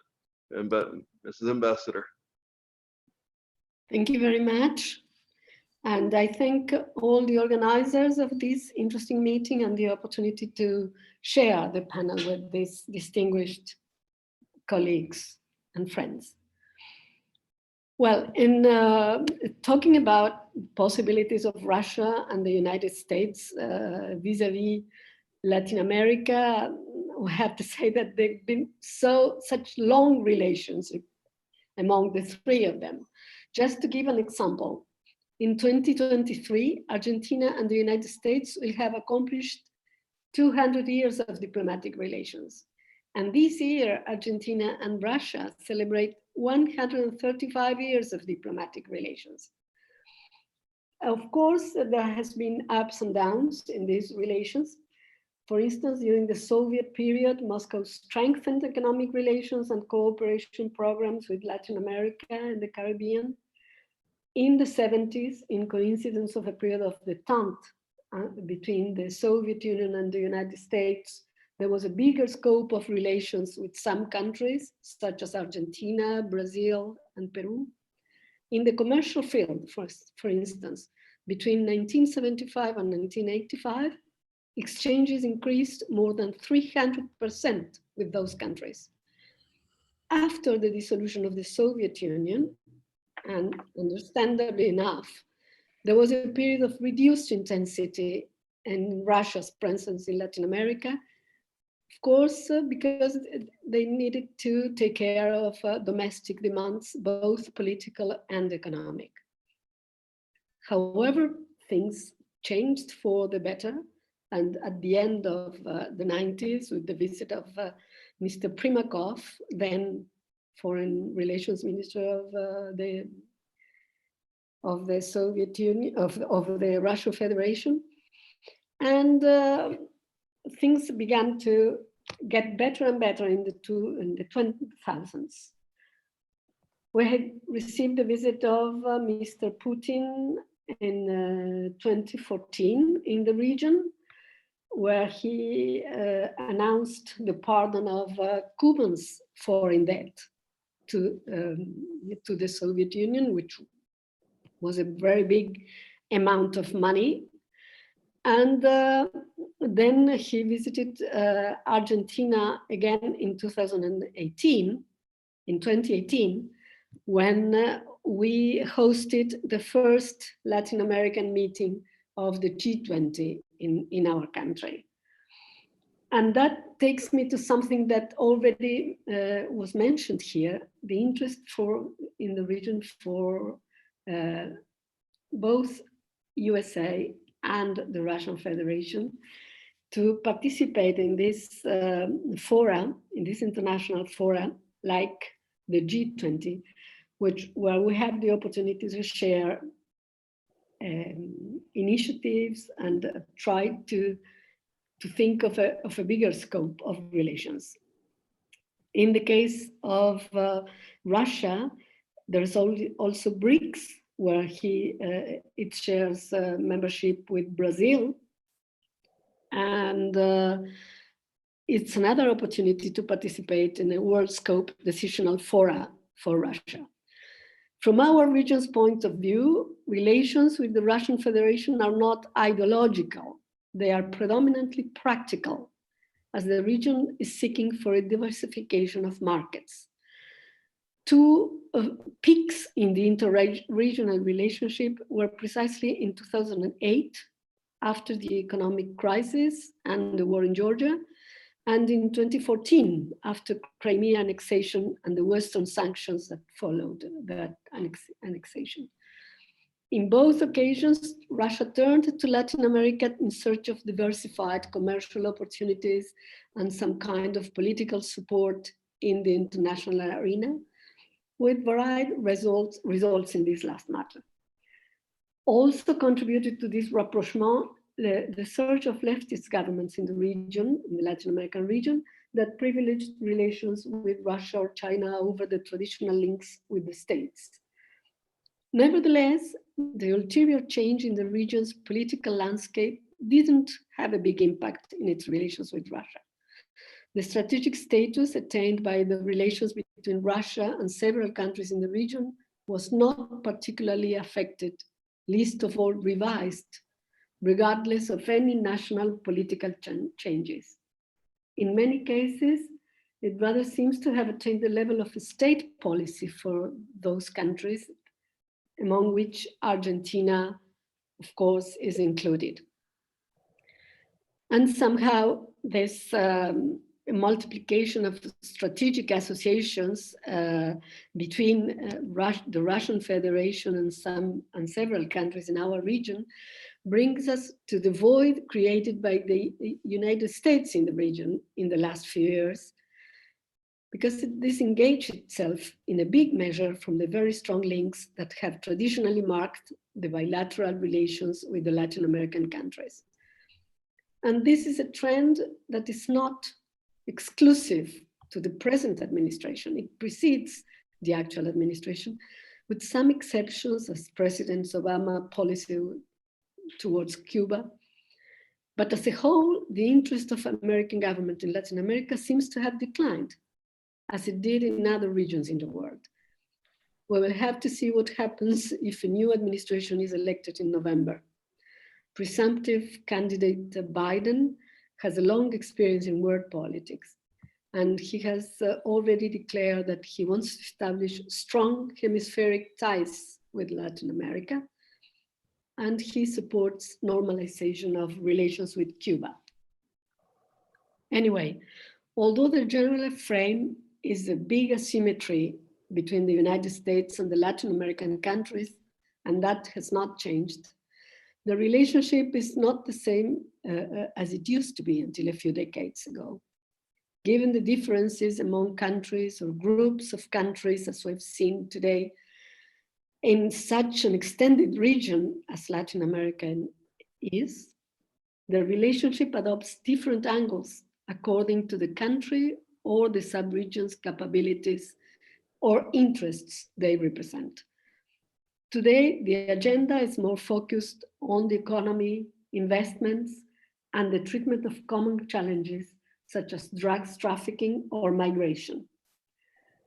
Furthermore, there is not an automatic alignment of Latin American countries with the positions of the United States in the framework of international organizations such as the United Nations or the Organization of American States. Especially the biggest Latin American countries may be partners or rivals in some relevant matters such as agriculture, aviation development, or other commercial negotiations, but they will not be automatically allied. The United States is, though, still the first commercial partner for more than 2/3 of Latin American countries. And nowadays, it is mainly interested in infrastructure and energy investments, competing with China on this last field. According to the United Nations Conference on Trade and Development, please, Mr. Wright, correct me if I'm wrong, USA was the main contributor to the $147,000 million of direct foreign investment in the region last year. On the other side, even if Latin American and Russian respective economies are complementary in many points, and they have a substantial potential of development, they have not reached a level correspondent to that potential. Figures are very low concerning commercial trade between Latin American countries and Russia. They represent only 2.4% of Russian external trade, whereas Brazil and Mexico alone represent more than half of this figure, 1.15%.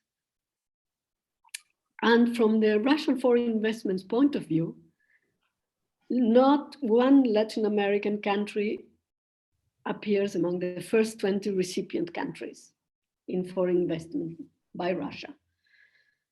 Regarding specifically the commercial bilateral relationship between Argentina and Russia, for instance, it reached a total of $1,149.6 million in 2019.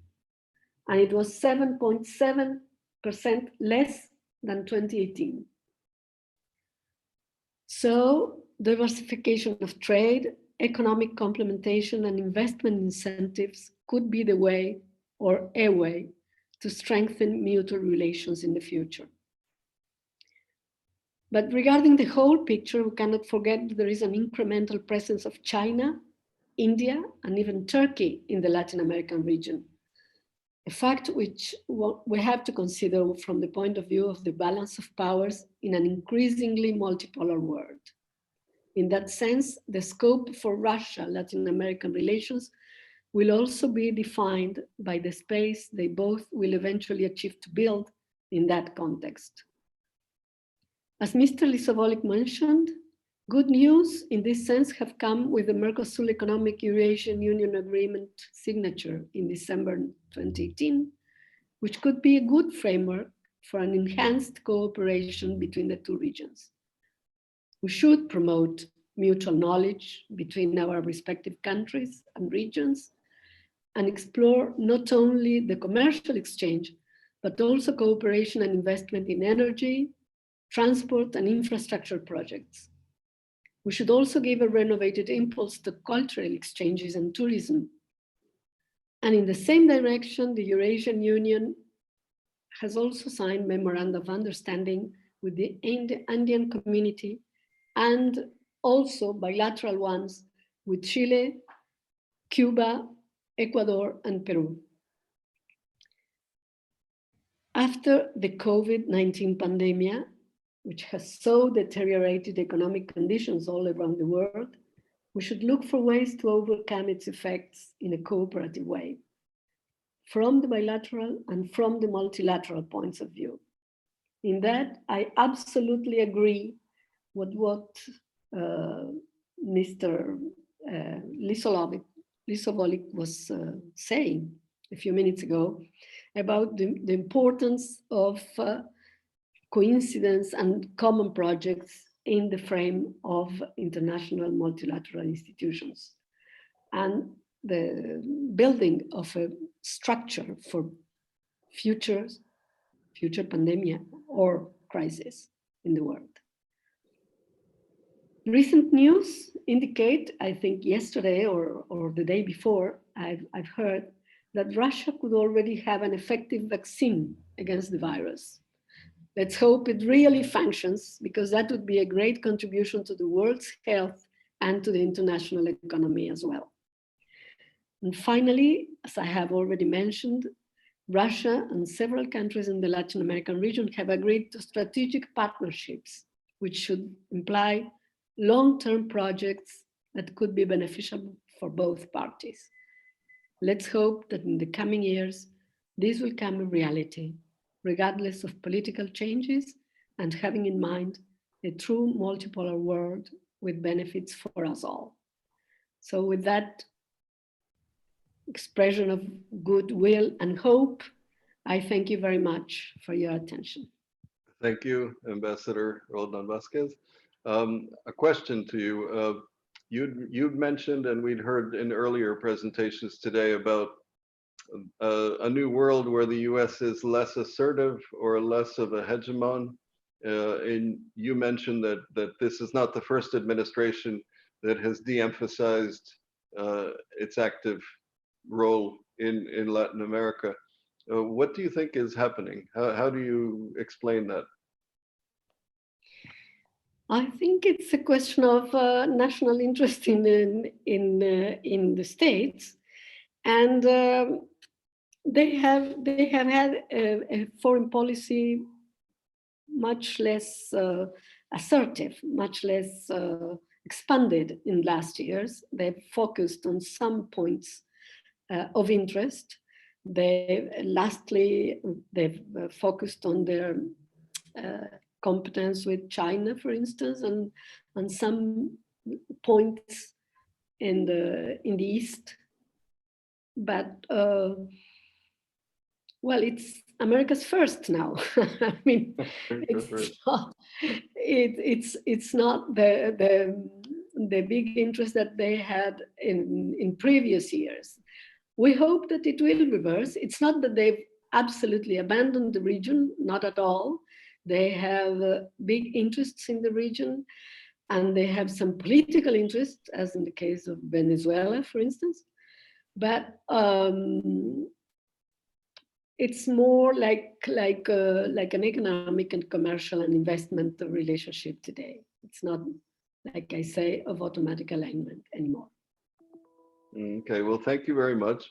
Well, now we have a chance to move to some of the questions from the audience. What I will do is, first of all, anybody who used the chat to ask questions, could you put your question on the question and answer portion so I can just focus on that? And then I'll read out the questions, and we'll see who's the best to answer. The first one is a difficult one, and probably for Minister Ryabkov, which role does Russia play in Latin America within the, let me be careful with this, the binomium USA/China? In other words, how does Russia view itself or play in Latin America within this competition between the United States and China?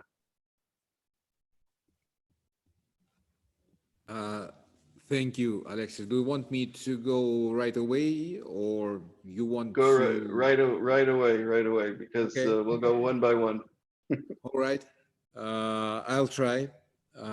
First of all, it goes without saying, it's so obvious for us, and I hope everyone who cares about it in Latin America and Caribbean and the US also understands this. We are in no geopolitical game in this triangle, or whatever you would call, in Latin America with two others, for several reasons. One of those, let me be very frank, economic capabilities of Russia currently are incomparable to the two other corners of this triangle. We recognize this, and we want to try to build up a kind of a win-win relationship with countries of Latin America and integration of structures. Some of those were mentioned by previous speakers as a mutually beneficial form of cooperation. Easier said than done. But this is the concept. We are driven by pragmatism.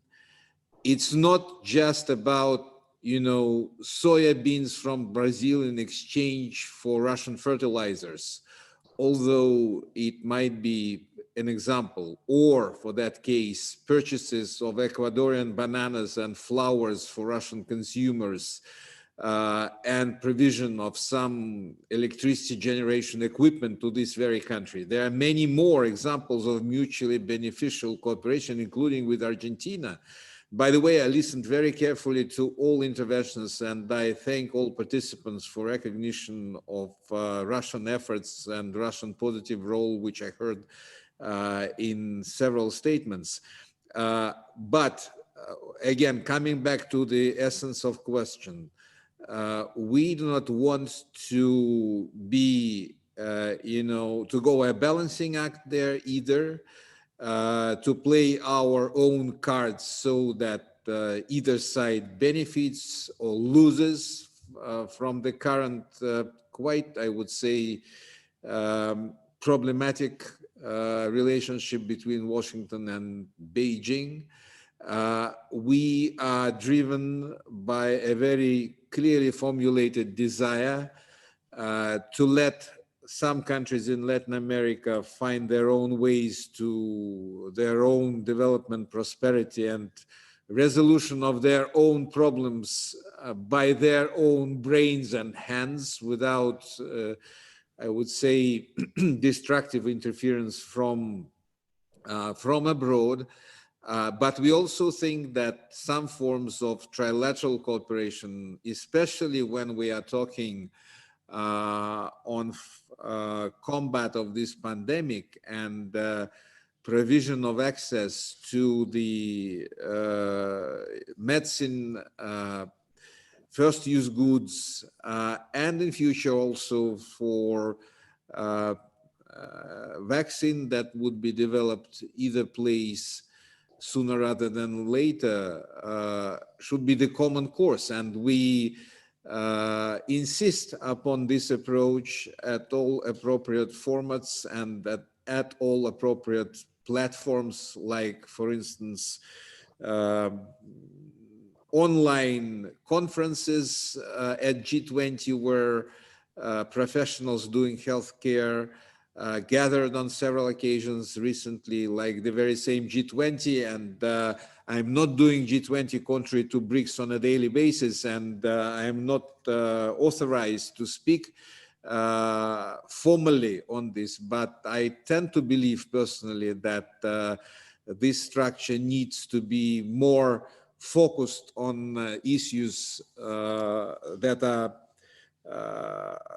are so pressing. And here I cannot agree more with what Mr. Kozolwright said on the need to focus on development and developing countries' needs in the process of going further forward towards recovery. More dialogue, more openness, less mutual suspicion,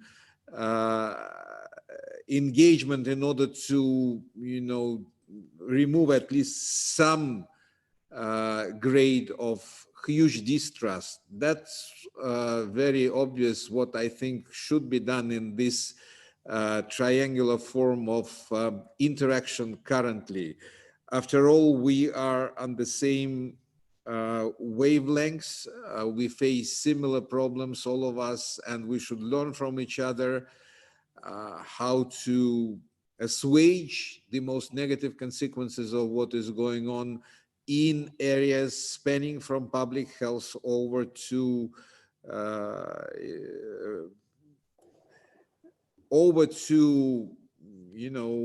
problems of public debt and private debt, and further to the quick recovery, or as quick as possible recovery for the world economy and world trade. Thank you. Okay, well, I'm not going to let you go because a lot of these questions are directed at you, Minister Demkov. The next one is this: are there any current trilateral arrangements between Russia, the United States, and Latin America for cooperating to address the pandemics? Maybe not trilateral, maybe there is multilateral, but are there any active platforms for this discussion?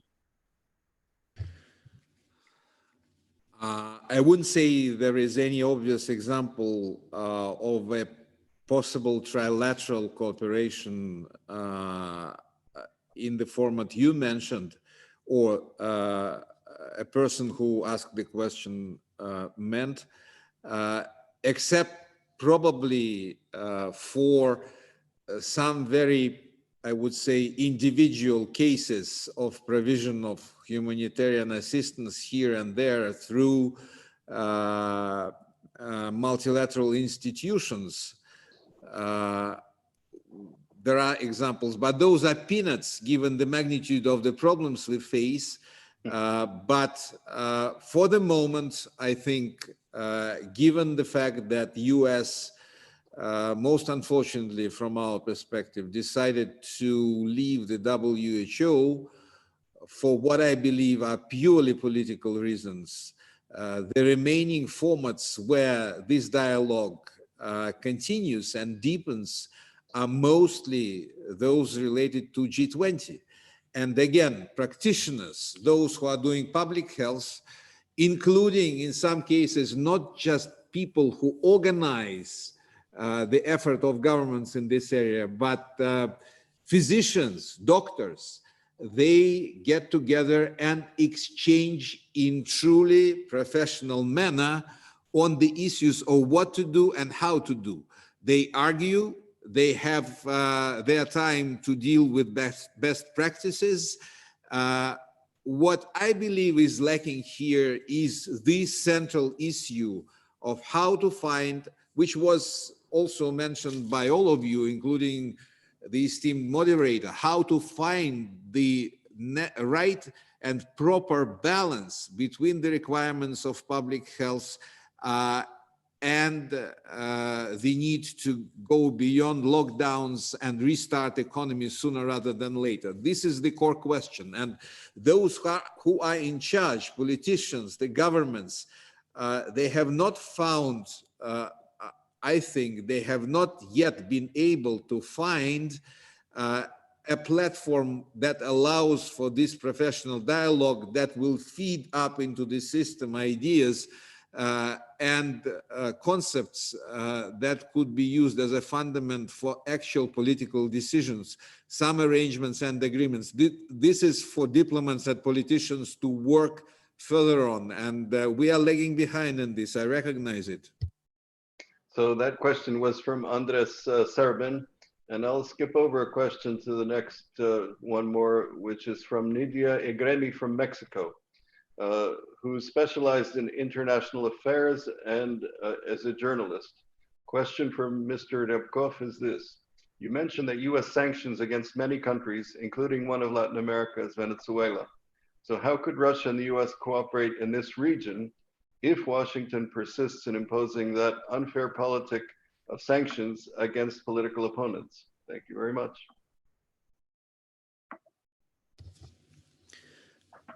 We have our dialogue with the US on some of the issues in relation to Venezuela.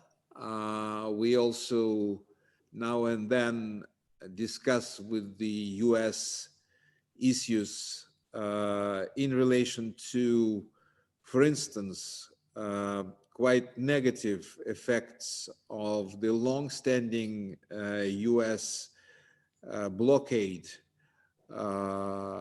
against Cuba, blockade on Cuba, and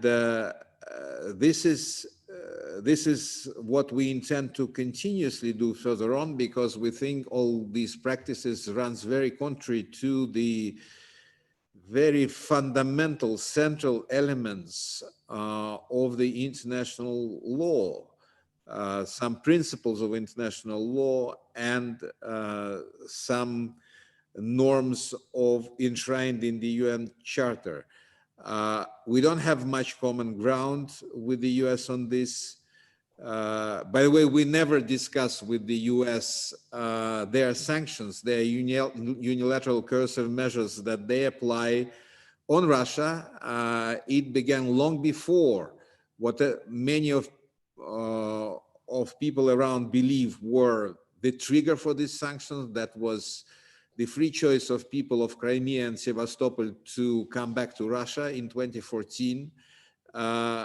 Those sanctions policies began well into the early tens of this thousand, so several years before the Crimea situation unfolded. So we are not talking on this with the US for principled reasons. We believe there are sufficient room for Russia to adapt and adjust and even develop its economy in the present circumstances. But with respect to our effort to withstand US sanctions policies, I would stress that we strongly advocate and propagate the idea that at least for the period of pandemics, these sanctions policies should be put on hold with respect to countries who suffer most, because they are not able to purchase the basics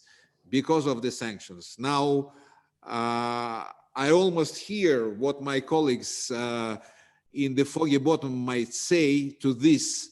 Well, all humanitarian deliveries are exempt from US sanctions.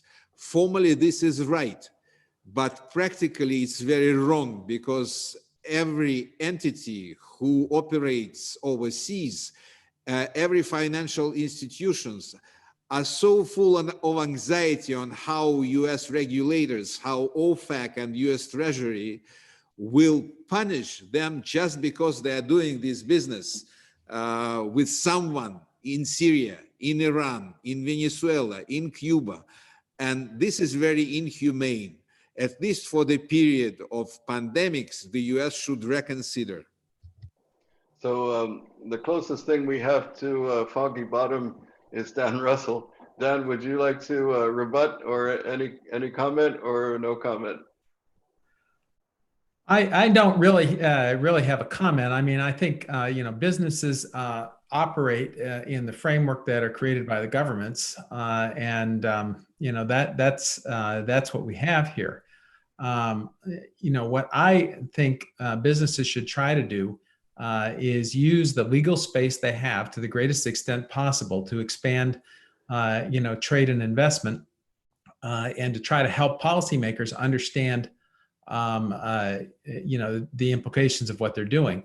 And Minister Rybkov is right that obviously we would like to see any humanitarian goods exempt from the application of measures like sanctions, particularly in the crisis.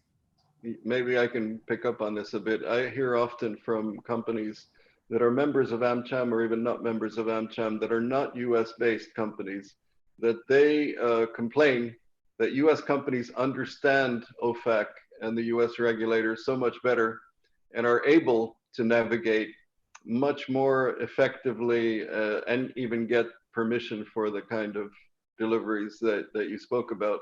And you mentioned the shyness that some people are afraid and don't do it just because they might get in trouble and they're not sure how the rules work. Well, the only advice I can give is come to us, join AmCham, join the USRBC, and we will certainly help you to the extent we can to navigate those waters. So that, with that, next question, we have a couple more, and the last one is a really good one, but I'll save that for last. This is from Juan Martin Gonzalez Cabañas. Is there any perspective from Russia to collaborate with South American efforts to, quote unquote, catch up with the latest technology? So is Russia in the technology transfer business to Latin America? I don't know who wants to take that up, but that's the question. I truly hope it will happen because we have much to share, including in the area of infrastructure, where it's undeniable that Russia made tremendous progress in recent years, especially in the area of digitalization, including in terms of developing quite effective systems how to offer public services to remote places. This is very, I think, interesting and probably in demand in many places in Latin America that have, constraints in terms of being more traditional, including in areas like public health, but also services more broadly with the government. This is just one example. Another one is, of course, biotechnology, pharmaceuticals, where we have moved forward. We are not,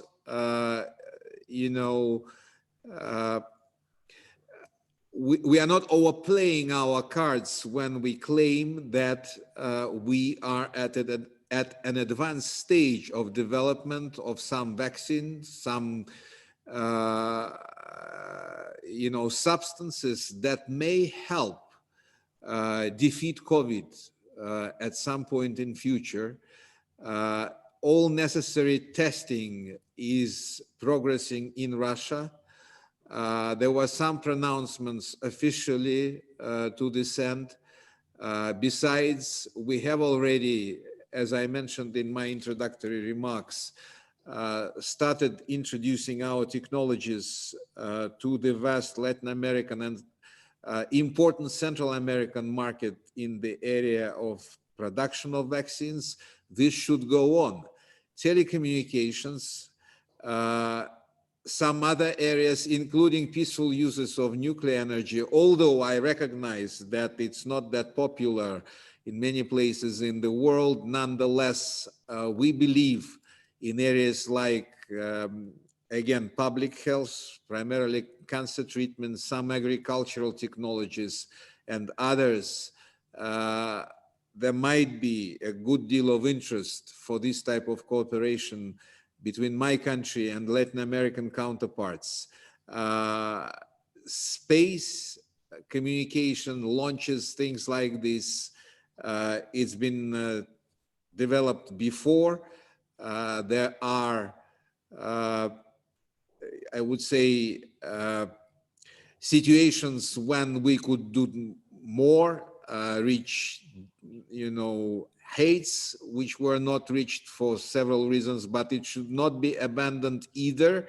We should pursue this. So I think this list is rather impressive already. And again, we would be driven by a pragmatic interest and mutual beneficial effort in all these areas, with no geopolitical considerations whatsoever, with no attempts to kind of play games or see this as a chessboard, whatever.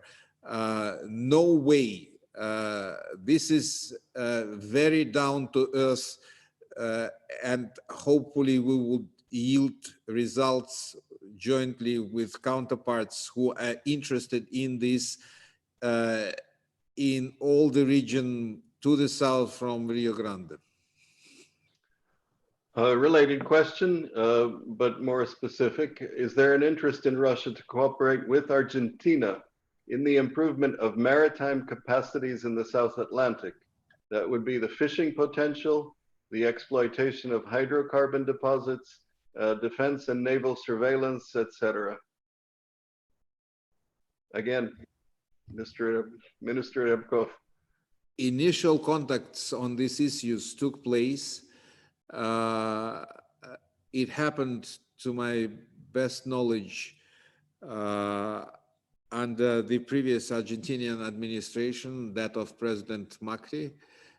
It will continue, I'm sure, under this administration of President Fernandez.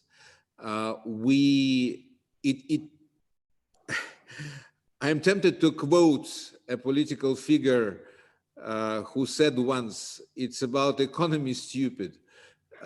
It should be counted, it should be calculated, it should be well founded.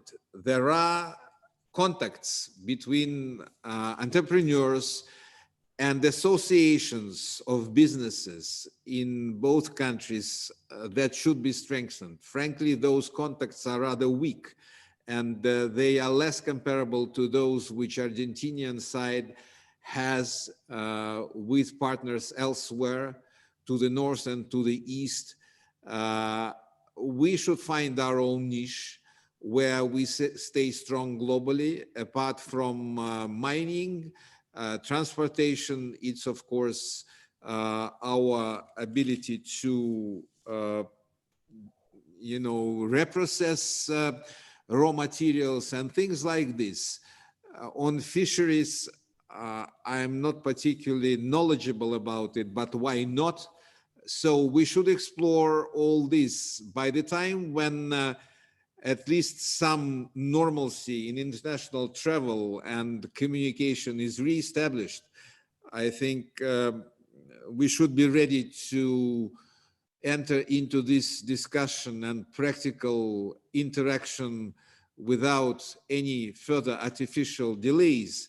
And my hope is exactly as Dan Russell described it: nothing builds more confidence and yields more results in terms of people-to-people understanding than business contacts. We should develop these contacts with Argentina, and we will be very prepared to do so. And this last question is a really big question. Julio Fumagalli Macre asks this: how do you foresee the development of a stronger relationship among the USA and Russia as a partnership to counterbalance the Chinese influence in the region? What do you think about that?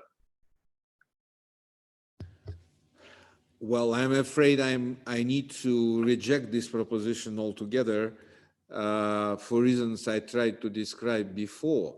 I think there could and should be place for everyone in Latin America if this everyone is driven by understandable and explainable reasons and goals and has something to offer. It's not a friendship against anyone. It's like a well-known approach that we advocate at BRICS, and I'm very grateful to Mr. Lisavolik who mentioned this structure, this collection of countries in his very interesting remarks. BRICS is always pro and never contra. So we will not participate in any of the games that were alluded to in the question. We only want that Latin America benefits from the interest that every one of the above mentioned countries show for the region, like we will benefit from it, and hopefully also gain some percentage points in our own GDP growth from more trade and mutual investment both ways. Some examples with the Mexican investment in Russia are there. They are very welcome. There were discussions with Brazilian counterparts to this end some time ago. We will pursue this. We will add to this short list of success stories, new ones. I promise this. And I was wrong. There is one more question. And the question is for you again, Minister Rybkov. International cooperation, and it's from Lucia Rossi. International cooperation is essential to overcome or mitigate the effects of this pandemic. Here, the health economy dichotomy is notable. Many countries do not have the resources to maintain a health system while keeping the economy afloat. How does Russia think it could help overcome the economic consequences that are devastating countries in Latin America?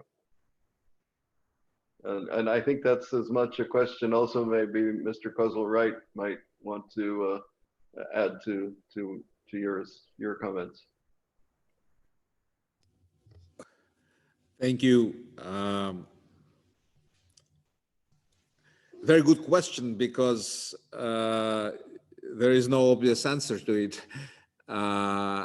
It goes right to the core of the problem which so many countries face. Mr. Kozul-Wright, in his very interesting and deep intervention, pointed to unthinkable, probably that was not the word which was used, investments by the US into recovery through allocation of funds that amount to trillions, with no obvious effects of this yet to be analyzed. I am not in any way a proponent of financial austerity, given the unseen character of this crisis. But I truly think that the role of the governments, and in this I again agree with Mr. Kozul-Wright, should be expanded. And lessons from 2008 and 2009 should be learned and applied to this very situation. We have to find ways how to ensure a relief for those countries who are mostly in need and who possess relatively fewer resources, both in their public finance and otherwise. It's a joint task for Bretton Woods institutions, G20, individual countries, Paris Club, UN structures, how to find a coherent strategy here, and also to put some additional drops on the right side of this weight through less restrictions on trade, more opportunities for developing markets who depend so strongly on their exports, especially now when the general downward trends of price on commodities is so obvious.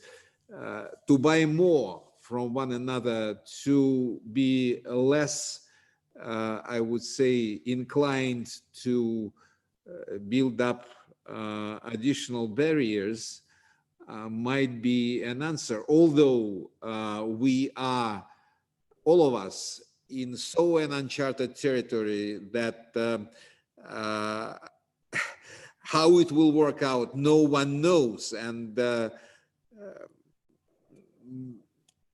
brilliant brains should be put together to consider and calculate all this as much as possible, and then to give orders to diplomats to find common denominators that would be highest common denominators rather than lowest ones. Thank you. So any comment, Mr. Kozul, right? Yeah, well, I think the minister is correct in what he said. I mean, one thing that the current crisis is doing, and I think it's positive, is that, you know, the multilateral system has for too long focused only on what in the UN we call least developed countries, whereas a lot of middle income developing countries are, you know, face a huge constraints on their development prospects. And I think that's become apparent really as during this crisis. And the multilateral system can't simply define its mandate, and certainly that was never the intention of Bretton Woods, to define its mandate purely as one of eliminating extreme poverty.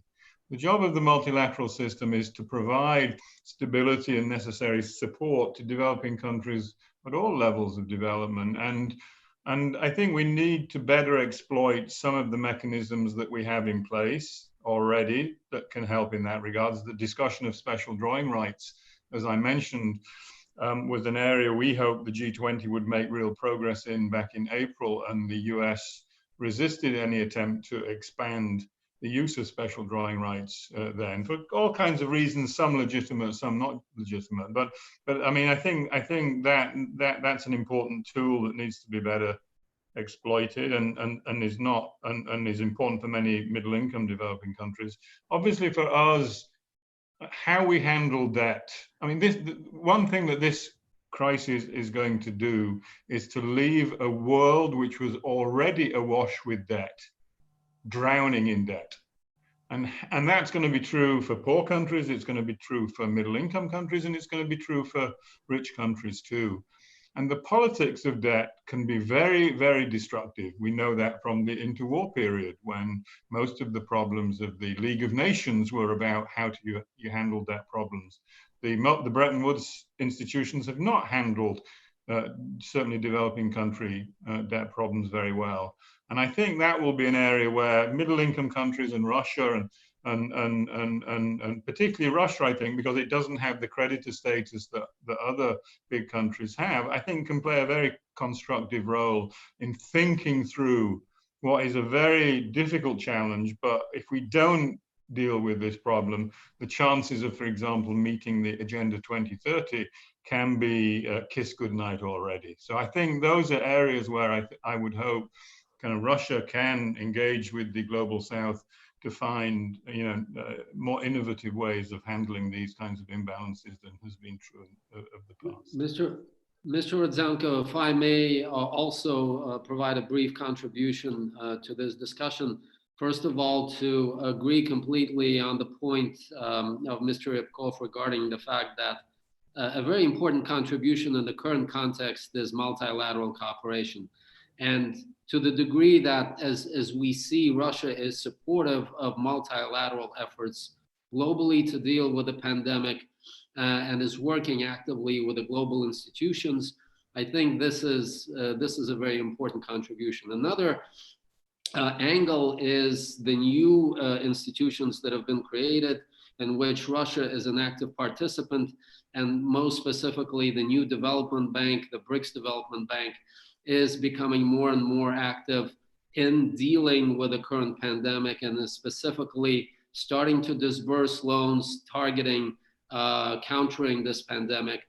So this is also, I think, a very important contribution that will only increase in time. Also in terms of the footprint that these institutions will have in Latin America. As you know, the BRICS Development Bank has now regional offices.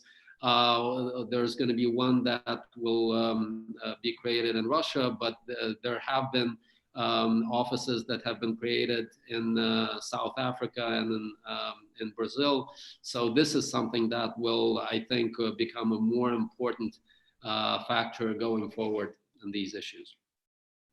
Well, thank you for that comment. Anybody else want to say a last word? I think we've gotten to the end of the questions. We've had almost 2.5 hours of very intense discussion. I want to thank you all for participating. Thank you for the opportunity to moderate. I enjoyed it very much and I found it extremely educational. So thank you, and thank the participants who came and the participants who participated by asking questions. Everybody have a great, I guess, a day in Latin America and a great evening in Moscow. Thank you very much. Thank you. Thank you very much. Thank you. Thank you, Bye. and everyone stay well and safe. Stay well and safe. Bye-bye. Thank you very much. Bye-bye. Bye.